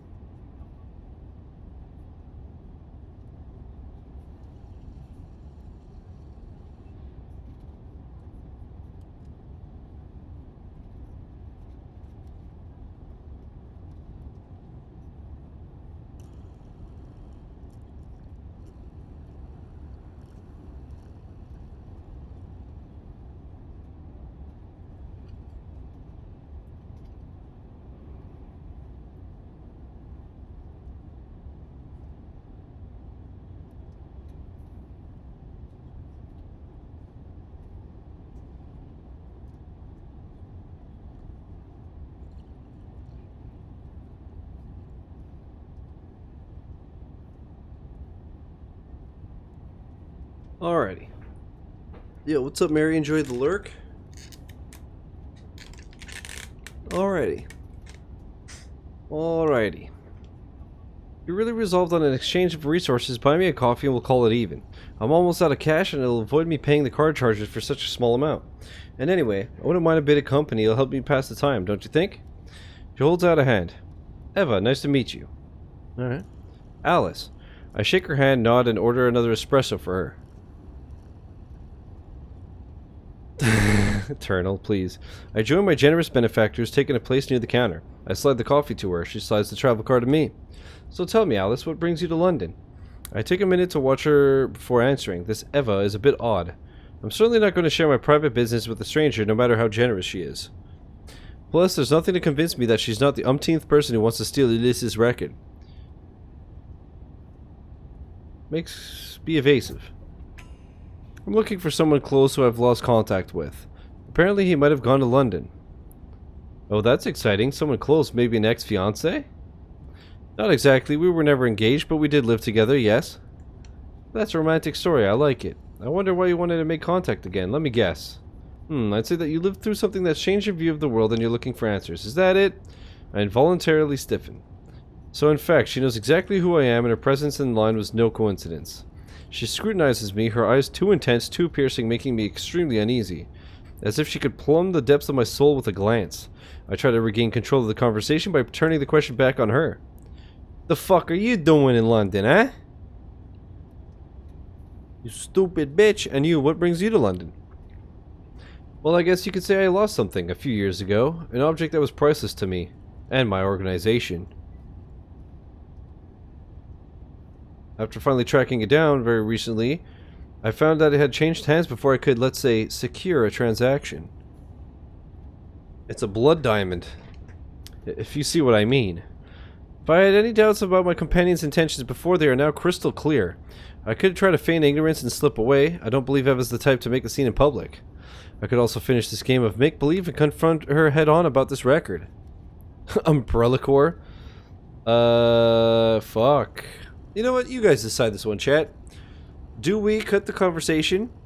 Or flat out say, I know that you want my record, but go fuck yourself? The choice is yours.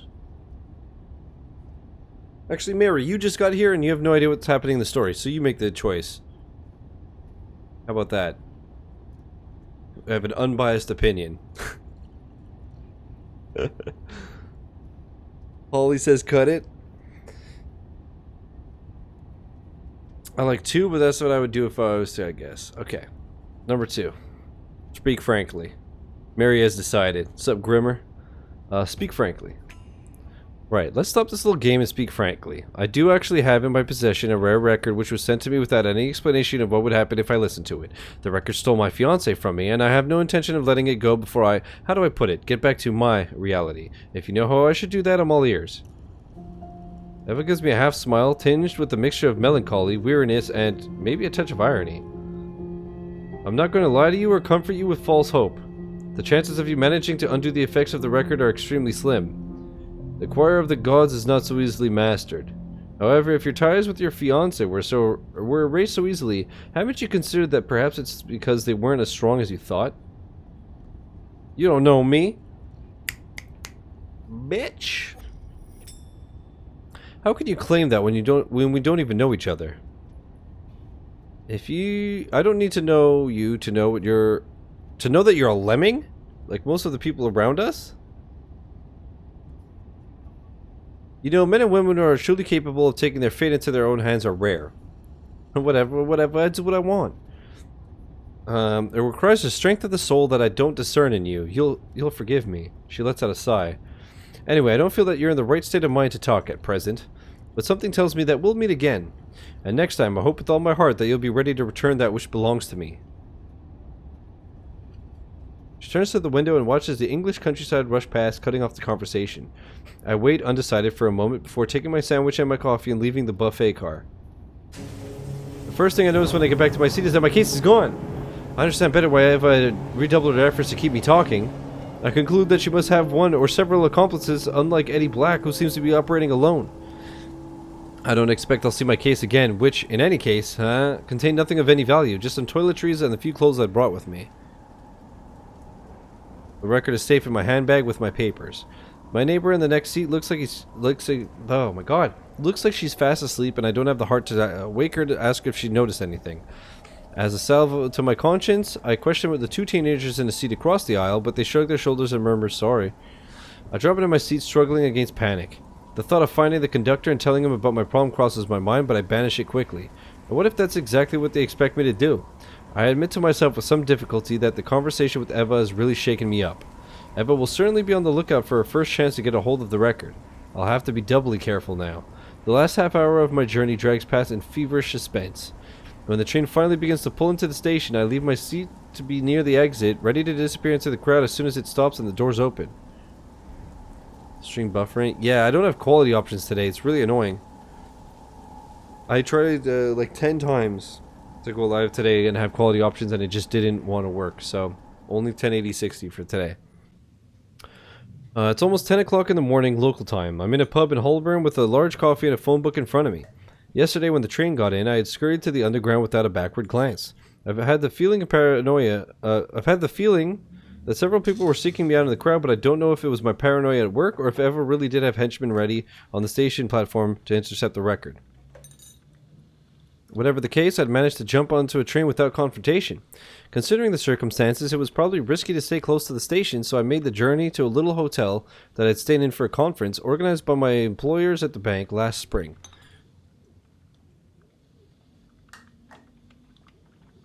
After my difficult day, which had ended with me crossing London, constantly checking over my shoulder to be sure I wasn't being followed, I decided to get an early night. Which is why I find myself at a relatively early hour making a list of the city's record stores with the hope that someone will be able to help me find Ulysses' trail again. I take a mouthful of my cooling coffee, glancing at my handbag. The room that I'd booked didn't have a safe, so I'd brought the record with me, not daring to trust it with the reception desk. I turned to the page of the phone book, continuing my selection. To avoid spending too much time traveling, I try to restrict myself to the Mayfair and the Covent?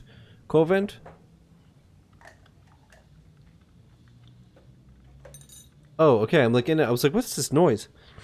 Covent Garden areas, which have the advantage of being central and being part of the supposedly trendy districts.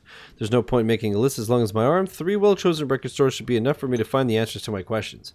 And if none of them can help me, I'm pretty sure that at least one of them will be able to point me in the direction of a colleague who may know more.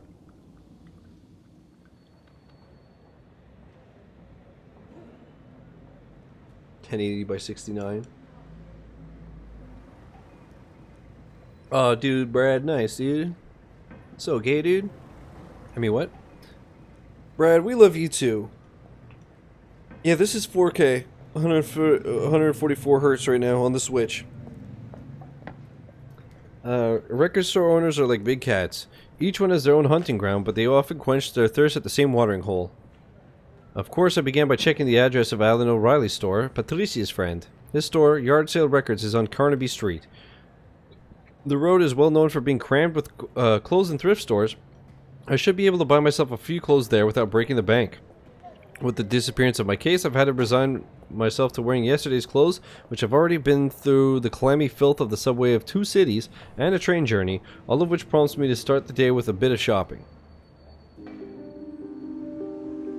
I confess, when I got up this morning after that setback, giving up on my search and going back to Bordeaux certainly crossed my mind. But I quickly changed my mind. After all, my apartment had been searched before I left. If I give up now, it's only a matter of time before someone manages to steal the record from me. And I need to know what's happened to Ulysse. Not to mention that I still intend to learn how to use the record to return to my reality. Even if the people I've spoken to up to now haven't given me much hope of success in that particular venture, I turned back to the phone book. I had Strawberry Fields Record Store to my list. The store claims to be the oldest and most psychedelic in the city since 1966. In other words, since the great days of swinging London. Considering the age of the store, I imagine there's a strong possibility that Ulysse has been there. And to finish, a little further away in Mayfair, Sidecar Vinyls is specialized in second-hand records with an advert that says True Rock and Roll Garage in 60s. I gulp down the rest of my coffee, pay my bill at the bar, as is customary this side of the channel, then I head west along New Oxford Street. Isn't it customary to pay your bill anywhere in the world?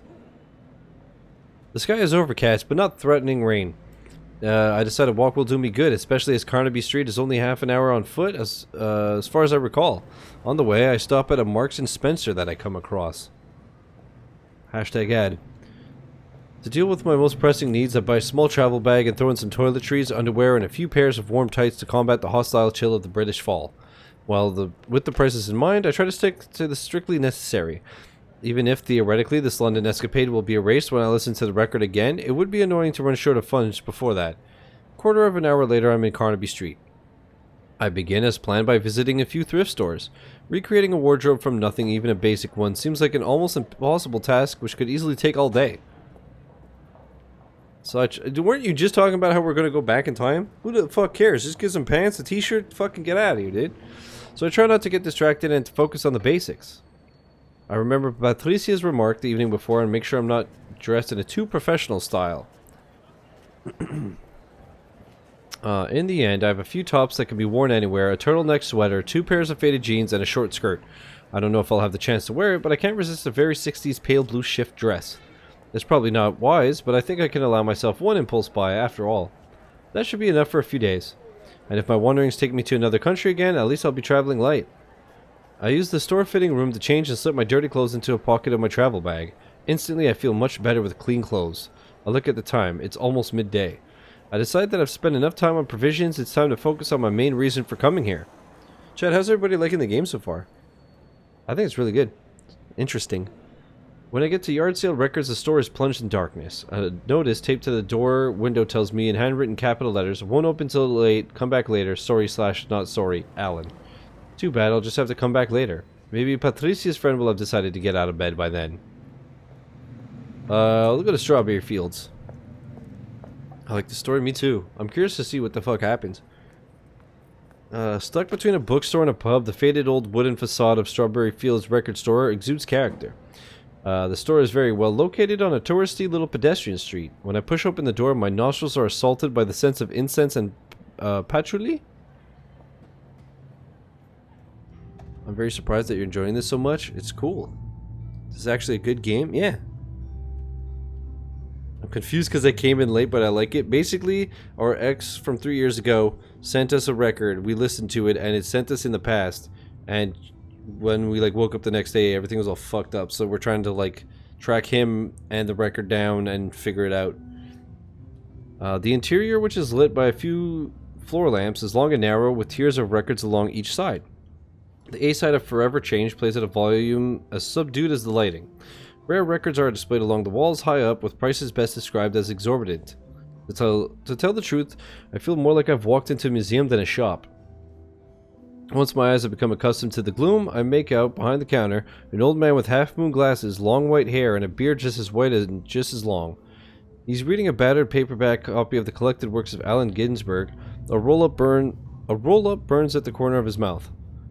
Oh, okay, makes sense. I approach the counter and venture a shy hello. I have a strong feeling that I'm disturbing him. The old man doesn't even glance at me. I try a second louder hello with the same result. "Gwen's coming," the man mutters into his beard. Oh, I'm seriously considering leaving when the bead curtains at the back of the shop separate with the jingle, and a young woman with long blonde hair and a welcoming smile appears. "Sorry for taking so long, I was just feeding Rob's cats. Can I help you?" Either I can ask if she knows Ulysse, or I can bring up the record, hopefully without revealing too much. I could also decide that I'm wasting my time, make something up, and then slip away. Talk about Ulysse. Yes, it may sound a bit odd to you, but I'm looking for a friend of mine, a record store owner. Ulysse, does that ring any bells? Rob lifts his eyes from his book and stares at me. Long brown curly hair, dark skin, glasses. He would have been in London a few months ago. You know, there are a lot of record collectors. I don't know all of them. She turns to the old man. How about you, Rob? Ring any bells? Rob relights his cigarette and takes a deep drag. It's at that moment that I realize from the characteristic smell the smoke he exhales that his roll-up contains more than just tobacco. No, sorry, doesn't ring any bells. What if this is Ulysse? He's just aged really bad. Exactly, Holly. We have a lot of people passing through the shop. It's a pretty touristy area, you know. Usually it's Gwen who takes care of the customers. If she doesn't remember your friend, I doubt I could help. My memory isn't what it was. As if to prove his words, Rob takes another deep pull on his joint and goes back to work. Gwen shrugs, looking sorry. Insist. Are you sure? He specializes in psychedelic music. I'd be surprised if you didn't know him. You might have had a record to appraise with him. An acetate, 7-inch, white label? Really, it doesn't strike a chord? Oh, yes, you should have said. Actually, someone did come by with a record like that. Gwen turns to Rob. It was in September when you were at Stonehenge with your hippie friends. To tell the truth, I'd completely forgotten about it. As Rob said, we have so many people coming through. And then the weirdos who think they're sitting on a gold mine and try to flog us a busted up umpteenth re-release of Sgt. Pepper. There are shed loads of them. He was looking for information about this record, but what was weird was that he refused to put it on the record player. He told me it was the type of thing, if you have to ask to listen to it, you can't help me. So, well, I couldn't do much for him. Rob puts his book down on the counter, crushes out his roach and gets out of his chair. His lethargy seems to dissipate instantly. Wait a sec, you're telling me that someone came to the shop with Crowley's legendary recording and that you let him leave? Gwen blushes and stammers an excuse. How was I supposed to know that it was worth something? Rob turns to me and gazes at me intently. Do you know where the record is? I can give you a good price.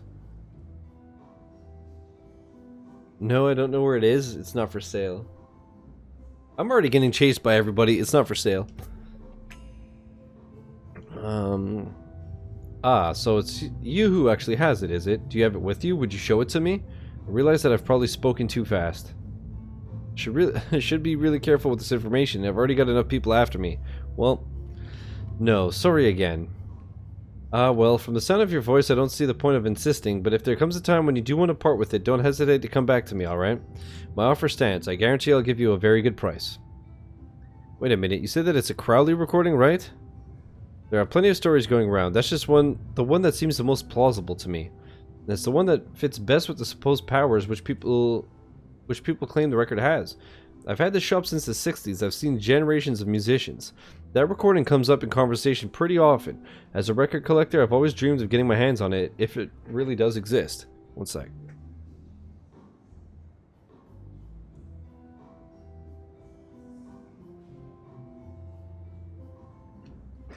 Could you tell me more about these so-called powers? Could you tell me one or two powers? Rob shrugs. Oh, that was lightning. So you can do a shitload of different playthroughs in this game. I'm only going to do the one. But in theory, you could do a lot of, most of it's cock and bull stories. I've heard all sorts. Some people claim it's an amazing psychedelic trip, better than listening to the second disc of Electric Ladyland on Sandoz. Others say that they know someone who listened to the record and that person had met God or aliens or leprechauns or whatever. To tell the truth, it's the historical value that interests me. In almost 40 years in this job, I've seen quite a few gems. Test pressings of Airplane, a complete collection of originals from the Vertigo label, a factory sealed copy of Wegmüller Tarot. But that record is the holy grail of record collectors. One last question. If you were looking for information about that recording, who would you ask? Rob thinks for a moment. Yo mama. I'm not really sure. What about your old mate Art? Gwen turns to me. When he comes by the shop, you can't stop the two of them. I think he's the only person I know who's more of a rock history buff than Stoney. Hearing the nickname Stoney, Rob throws a murderous glance at Gwen, who seems to either not notice or not care. Fucking Stoney. I love it. The only problem is that Art doesn't live in London anymore. When the house prices went up, he moved to Scotland. Art, could you give me his full name, please? Am I gonna go around the whole globe because of this fucking record? Arthur Pullman. He worked for the BBC on the radio. I realize that this is probably the Putman Enzo mentioned. As for his address, have you got it written down somewhere, Gwen? Gwen shrugs. I can look in the papers, but I can't promise anything. I got plenty of time.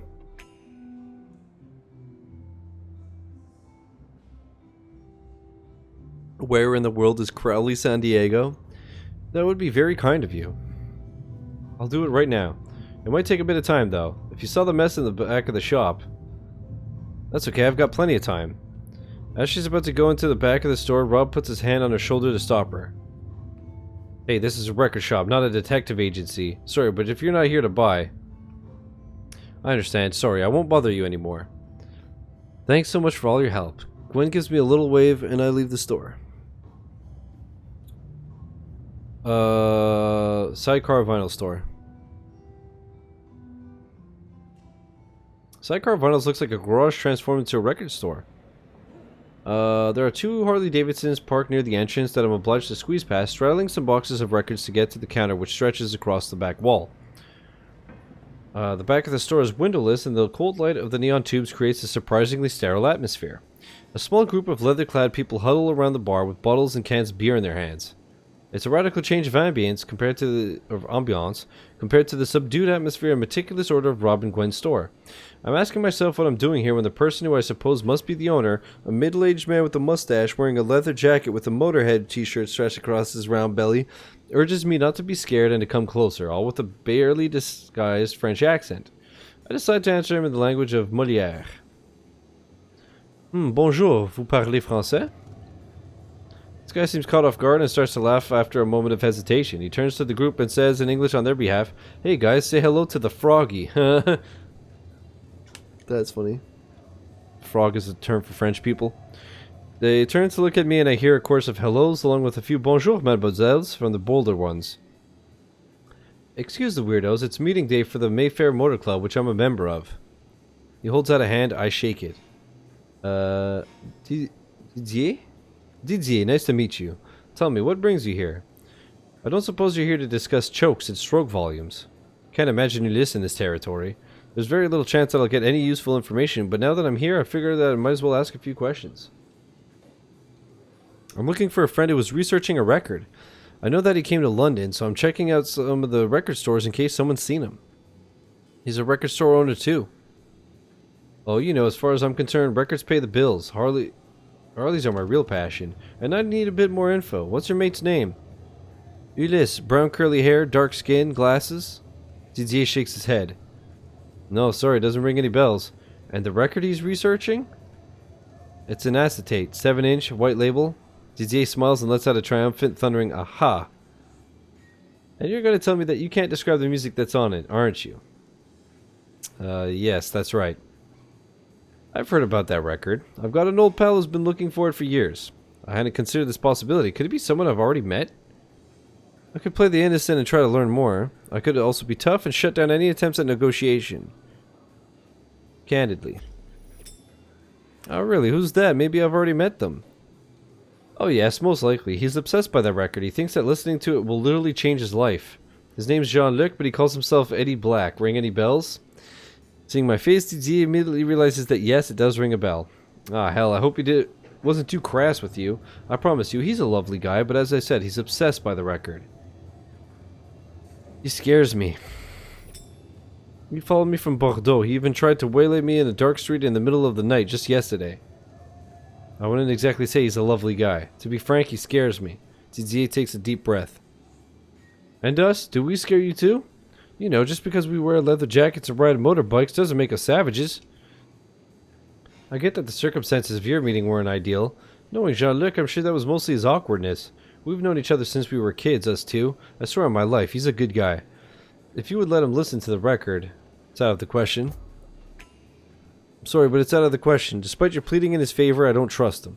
We don't know each other after all, and the record is very important to me. I'm sorry. It's fine, I understand. Well, I tried. It's the least I could do for my mate. If you ever change your mind, you know where to find me. One call to Jean-Luc and he'll come running double time, that's for sure. Fine, I'll keep that in mind. Sorry to have disturbed you. Have a good afternoon. So, you followed me from fucking Bordeaux to Paris to London. I turn around and clamber between the records and motorbikes again and find myself back in the street.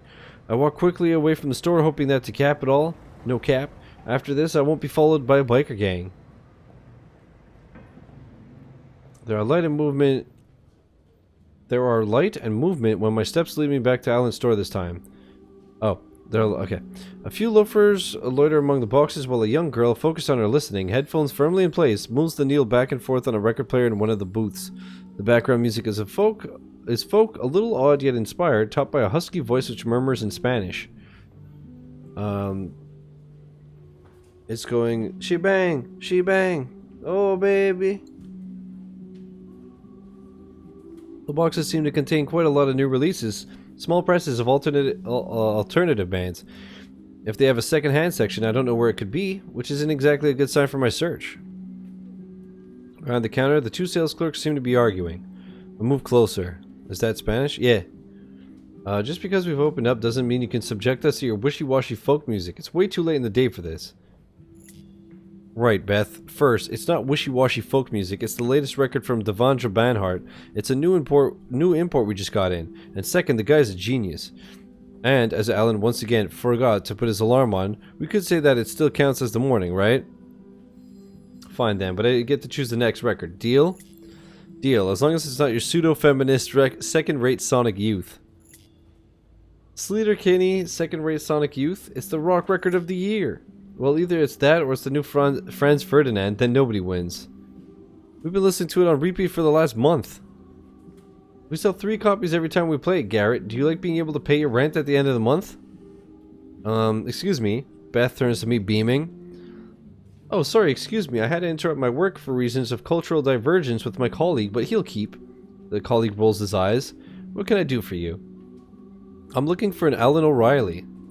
What's it about? If it's about an unpaid bill or something like that, it'd be better to come back tomorrow. I'm not sure the boss is in the right state. No, one of his friends sent me. Ah, I see. It's about a rare record. An acetate 7-inch white label, does that ring any bells? Well, I know what an acetate is, but I need a bit more detail. Do you know the artist, the name of the track? Beth clearly has no idea what I'm talking about. I'm about to give up when the other employee, Garrett, comes over. Maybe we should send her to see the boss? Do you reckon? I'm not sure Alan's functioning well enough for any conversation longer than 3 words. Yes, but I overheard what you were saying. Alan was talking about that record not long ago with the geezer who came by the shop a few times, you know? Garrett turns to me. He was French, too. Dark hair, dark skin, glasses? That's the one. He had an unusual name. Sounded like the James Joyce book, Ulysses, right? So, is his name Ulysses?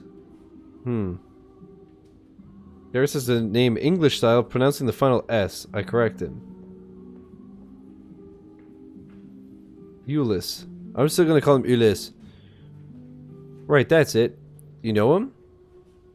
He's a friend, I guess you could say. I'm looking for him. It's best if you talk to the boss. They had some dealings together. They were old friends from what I understood. They knew each other back when the boss lived in Paris. Or in this case would be Paris. Beth points to the left of the counter at a spiral staircase. He's upstairs in the second-hand section. As I climb the stairs, the music from the ground floor gradually fades, and when I reach the upper floor, there's a radically different atmosphere. The upper floor is engulfed in shadow, the lights off, the space lit only by the large window which runs the whole length of the wall. The room is a mess with boxes of records piled up all over the place, making a striking contrast with the skillfully created trendiness on the ground floor. The final notes of Velvet Underground's Sunday Morning play on the sound system and are followed by an English folk track from the same period. Probably a cassette tape compilation. At the end of the room, behind a desk overflowing with paperwork, a large red-headed guy sits, or rather sprawls in his chair, his head back and a t-shirt over his face. It's Akuma. There's an empty beer mug in one hand, a tube of aspirin in the other, and a cup of steaming hot tea cooling on the desk. I approach the desk nervously and I clear my throat. Without moving, Alan growls something that sounds like Beth, I told you not today, but punctuated with various obscenities. I'm not Beth, I've come from Patrizia. My companion lifts the corner of the t-shirt, glances at me, lets out a long sigh, and sits up in his chair. Even now, on what is apparently a bad day, he gives off a kind of calm force which I find strangely attractive. Patricia? Yes, it's her who sent me. He asks who I am in a strongly accented French, the R's rolled. I'm Alice, I'm looking for Ulysse. Ulysse? Ulysse from Paris? Patricia's ex? Yeah. Yes, if you like that, Ulysse. Alan seems to be having some trouble connecting the various facts of our rambling conversation. And you are? Alice, I just told you, I'm also Ulysses' ex. I'm looking for him. Alan gestures me to wait. To summarize, you're Alice, Ulysses' ex from before he moved to Paris, is that right? I nod. And you're looking for him. What can I do for you? You know where he is? Yes. No, not really. Alan rolls his eyes. Sorry, I just woke up and, well, we were a bit wasted last night. What are you doing this evening? I don't have anything planned at the moment. There's a gig in a pub not far away. We plan on going, Beth and Garrett and I. Can we meet there, 6 p.m.? I need a little time to recover from my rough night. Alan puts his t-shirt back over his face, which seems to mean that our conversation is over. When I go back down the stairs, Beth signals me to come over. So? So, you had a rough night. I told you. You told me to join you at a pub this evening. Do you have the address? Oh yes, the Fox and Sparrow. She notes the address down on a paper for me. So I'll see you there? Unless you want to stay here till closing time, it's up to you. We've got good music and a few magazines to pass the time if you haven't got anything better to do in the meanwhile. For now, I've been to all the record stores I wanted to see. Rather than mooching around for the rest of the afternoon or tucking myself away in a pub, I could stay here. Good idea. Thanks for the offer. It'll give me a chance to catch up with what's new. We've got listening booths. Help yourself. I thank Beth and head off in search of a few records to listen to. The Fox and Sparrow is only 2 streets away from Yard Sale Records, a typical London pub. From outside, I can't see Alan or his 2 employees. I suppose I might be a bit early, or perhaps they're a bit late. Why did I wait at the fucking shop with them if I wasn't going to come to the pub with them? I guess they had to close up. I don't know. I consider waiting for them outside, but decide against it, so I head into the smoky warmth of the pub. The concert had already started. At the end of the room on a platform, the band is playing a folk tune with a strange pagan sound. I order a drink and move closer to the stage. I allow the singer's incantation to lull me. She's completely immersed in her performance, which is punctuated by a large bearded man who thumps on a big drum with a stick and is accompanied by a few crystalline guitar notes and the low humming of a cello. I take a moment to consider today's inquiries? They weren't a huge success. At least I have a full name now, Arthur Pullman, and a destination, Scotland. It's not much, but it's better than nothing. Anyway, all I hope for is that Alan will have some answers for me. At least it seems as though I've managed to shake off Eva for the time being. But something tells me that it's just a temporary reprieve. I'm dragged away from my musings by a hand on my shoulder. This band do a fantastic version of Willow's song. You know, the track from the soundtrack of The Wicker Man. I love their interpretation of it. I look up at my companion and realize that he must measure at least 6'3", something I didn't notice when he was slumped behind his desk. Do you like it? Yes, I like it a lot. He gestures that he hasn't heard me with the volume of the band. I hesitate to take his arm so I can repeat it into his ear. Seeing my hesitation, he leans down just as I'm standing up on my tiptoes, and in the confusion in the moment, I simply tell him, yes, it's great. Alan gives me a slightly embarrassed smile. Oh, okay. There's a moment of silence before I notice that I haven't released his arm. I let go a little hastily, hoping that I'm not blushing at my own awkwardness. Oh boy. When I take a step back, he puts a hand on my shoulder and says into my ear, "We've managed to find a table. Are you coming?" Hell yeah. I mean, yeah, sure. We'll be able to talk more easily. Are we gonna have another one-night stand chat? First Patricia, now Alan. By the time I get to Ulysse, I'm gonna be fucking... I'm gonna be ready to go. Beth is waiting for us at a table on the other side of the pub, far enough from the stage for the music to be at a reasonable level to talk without yelling. Garrett joins us, carrying 3 pints of beer which teeter dangerously between his hands. He slides one over to Alan and another to Beth. Sorry, I didn't know what you were drinking. I raise my scarcely touched gin and tonic. I'm all set, thanks. You're gonna totally forget about your past life? Exactly. I'm gonna get to Scotland and be like, Ulysse who? We're gonna go over and listen. Can you keep our seats for after the set? Alan agrees with a thumbs up. Garrett and Beth vanish into the crowd around the stage and Alan turns to me. Sorry about earlier. I went to see Herman Dune in concert last night. We had a few drinks after and it got a little out of control. It doesn't have been as often as all that, but well, I'll admit that today's been a little difficult. Anyway, as you can see, I'm feeling much better tonight.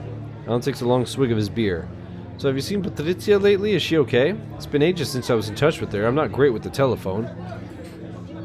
Well, listen, she seemed pretty well. Oh, that's good. I lived in Paris for 2 years. I went for my last year of uni, then I got a job in a record shop on the 11e, and that's where I met her. Afterwards, I came back to the UK to start up my own shop, and we managed to stay in touch. I spend a weekend in Paris at least once a year, and she spends a weekend in London from time to time. That said, when I saw Ulysse come into the shop last month, I was a bit surprised. I bumped into him a few times when he was with Patty, a really great guy, but we lost touch when I moved to London. Did he tell you what he was doing in London? You know where he is now. Do you know where he is now? He told me he was going to keep tracking down his record. According to what Rob told me, his next step would be Scotland. Is that what he told you too? Alan raises a wary eyebrow. Rob? The guy at Strawberry Fields Records? Oh, Stoney? I didn't know Ulysse had gone to see him. But thinking about it, it's not a bad idea. He's been on the scene for such a long time. There was a talk at a meeting in Arthur Pullman. Does that mean anything to you? Alan shrugs. No, nothing at all, sorry. Oh, that doesn't help me much. Scotland's pretty big. We're interrupted by Beth, who just sat down next to me on the bench seat. Glasgow.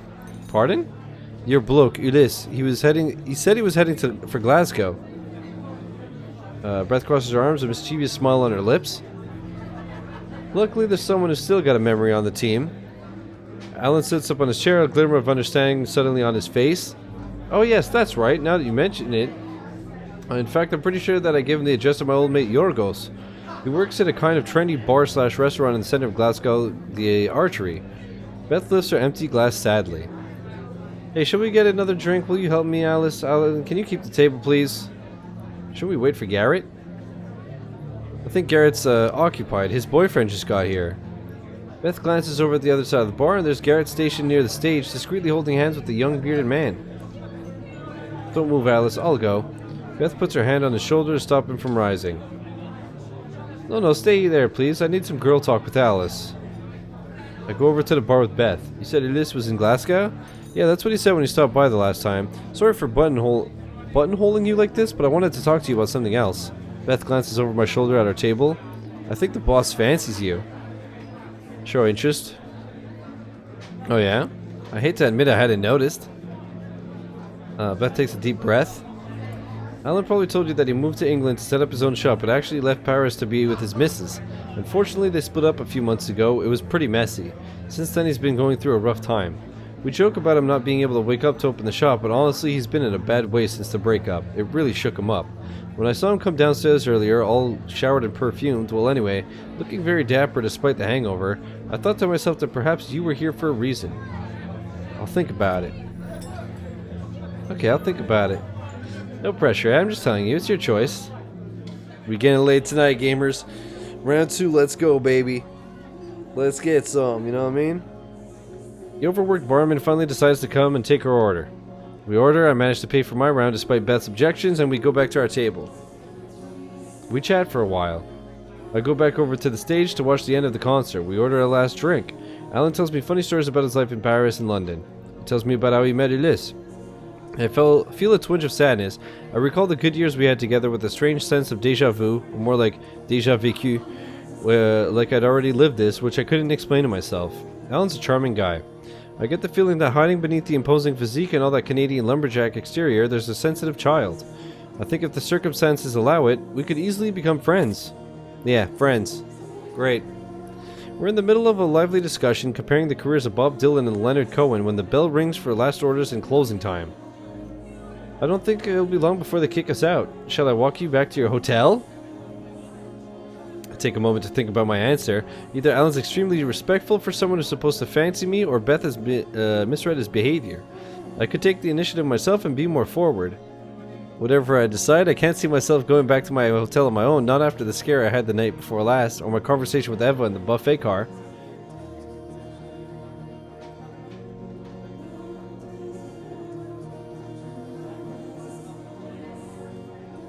Take the initiative. Put my hand on his. I was thinking maybe we could continue this conversation. How about a drink at your place? With pleasure. Out of the corner of my eye, I see an annoying smile spread across Beth's face. Right, I think it's time we got going. Don't worry about your alarm for tomorrow. I'll sort it out with Garrett for us to do the opening. We say goodbye, go out of the pub, and head off in different directions. Alan and I continue to talk about music on the walk, and it's only when our steps bring us to the shop that I realize he lives there. Rather than using the front door, Alan opens a little door on the side which leads to the upper floors. We arrive directly on the upper floor of the shop through a back entrance. Alan goes in front, I try to follow, groping my way through the shadow, guiding myself by the boxes of records. Yeah, we touch his hands. We got cuties! We got cooties! He reaches his desk, switches on the lamp, then leans down and produces a bottle of whiskey and 2 glasses from a drawer. When I told you that music was my life, I wasn't joking, as you can see. You live here? Yes, my wife and I separated last year. She kept the flat after the divorce. Me, I moved in here. To start with, it was in the meantime, but it was a temporary measure that is sneakily transforming itself into a permanent solution, if you can see what I mean. He points at a door with a private sign behind us. When I did the work... Man... So you think they're ever working downstairs and they just hear some slamming? What's up, Tazmad? When I did the work for the shop, we kept a separate space with a kitchen and a shower for convenience. It was easy to turn it into a flat. We go into the private area. Alan ignores the switch for the main light and turns on a few lamps instead, no doubt trying to create a more intimate atmosphere. We're in a big rectangular area with a kitchenette and the door leading to the bathroom on one side. On the other side, a big mattress lays on the ancient parquet, and a long farm table surrounded by mismatched chairs sits in the middle. I move closer to him, take his glass, and place it on the table. I try to embrace him, but our difference in height makes it a complicated exercise. This is 100% so fucking real.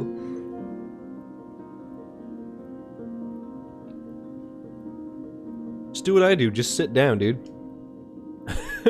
He leans towards me and kisses me with delightful awkwardness, unsure what to do with his long limbs.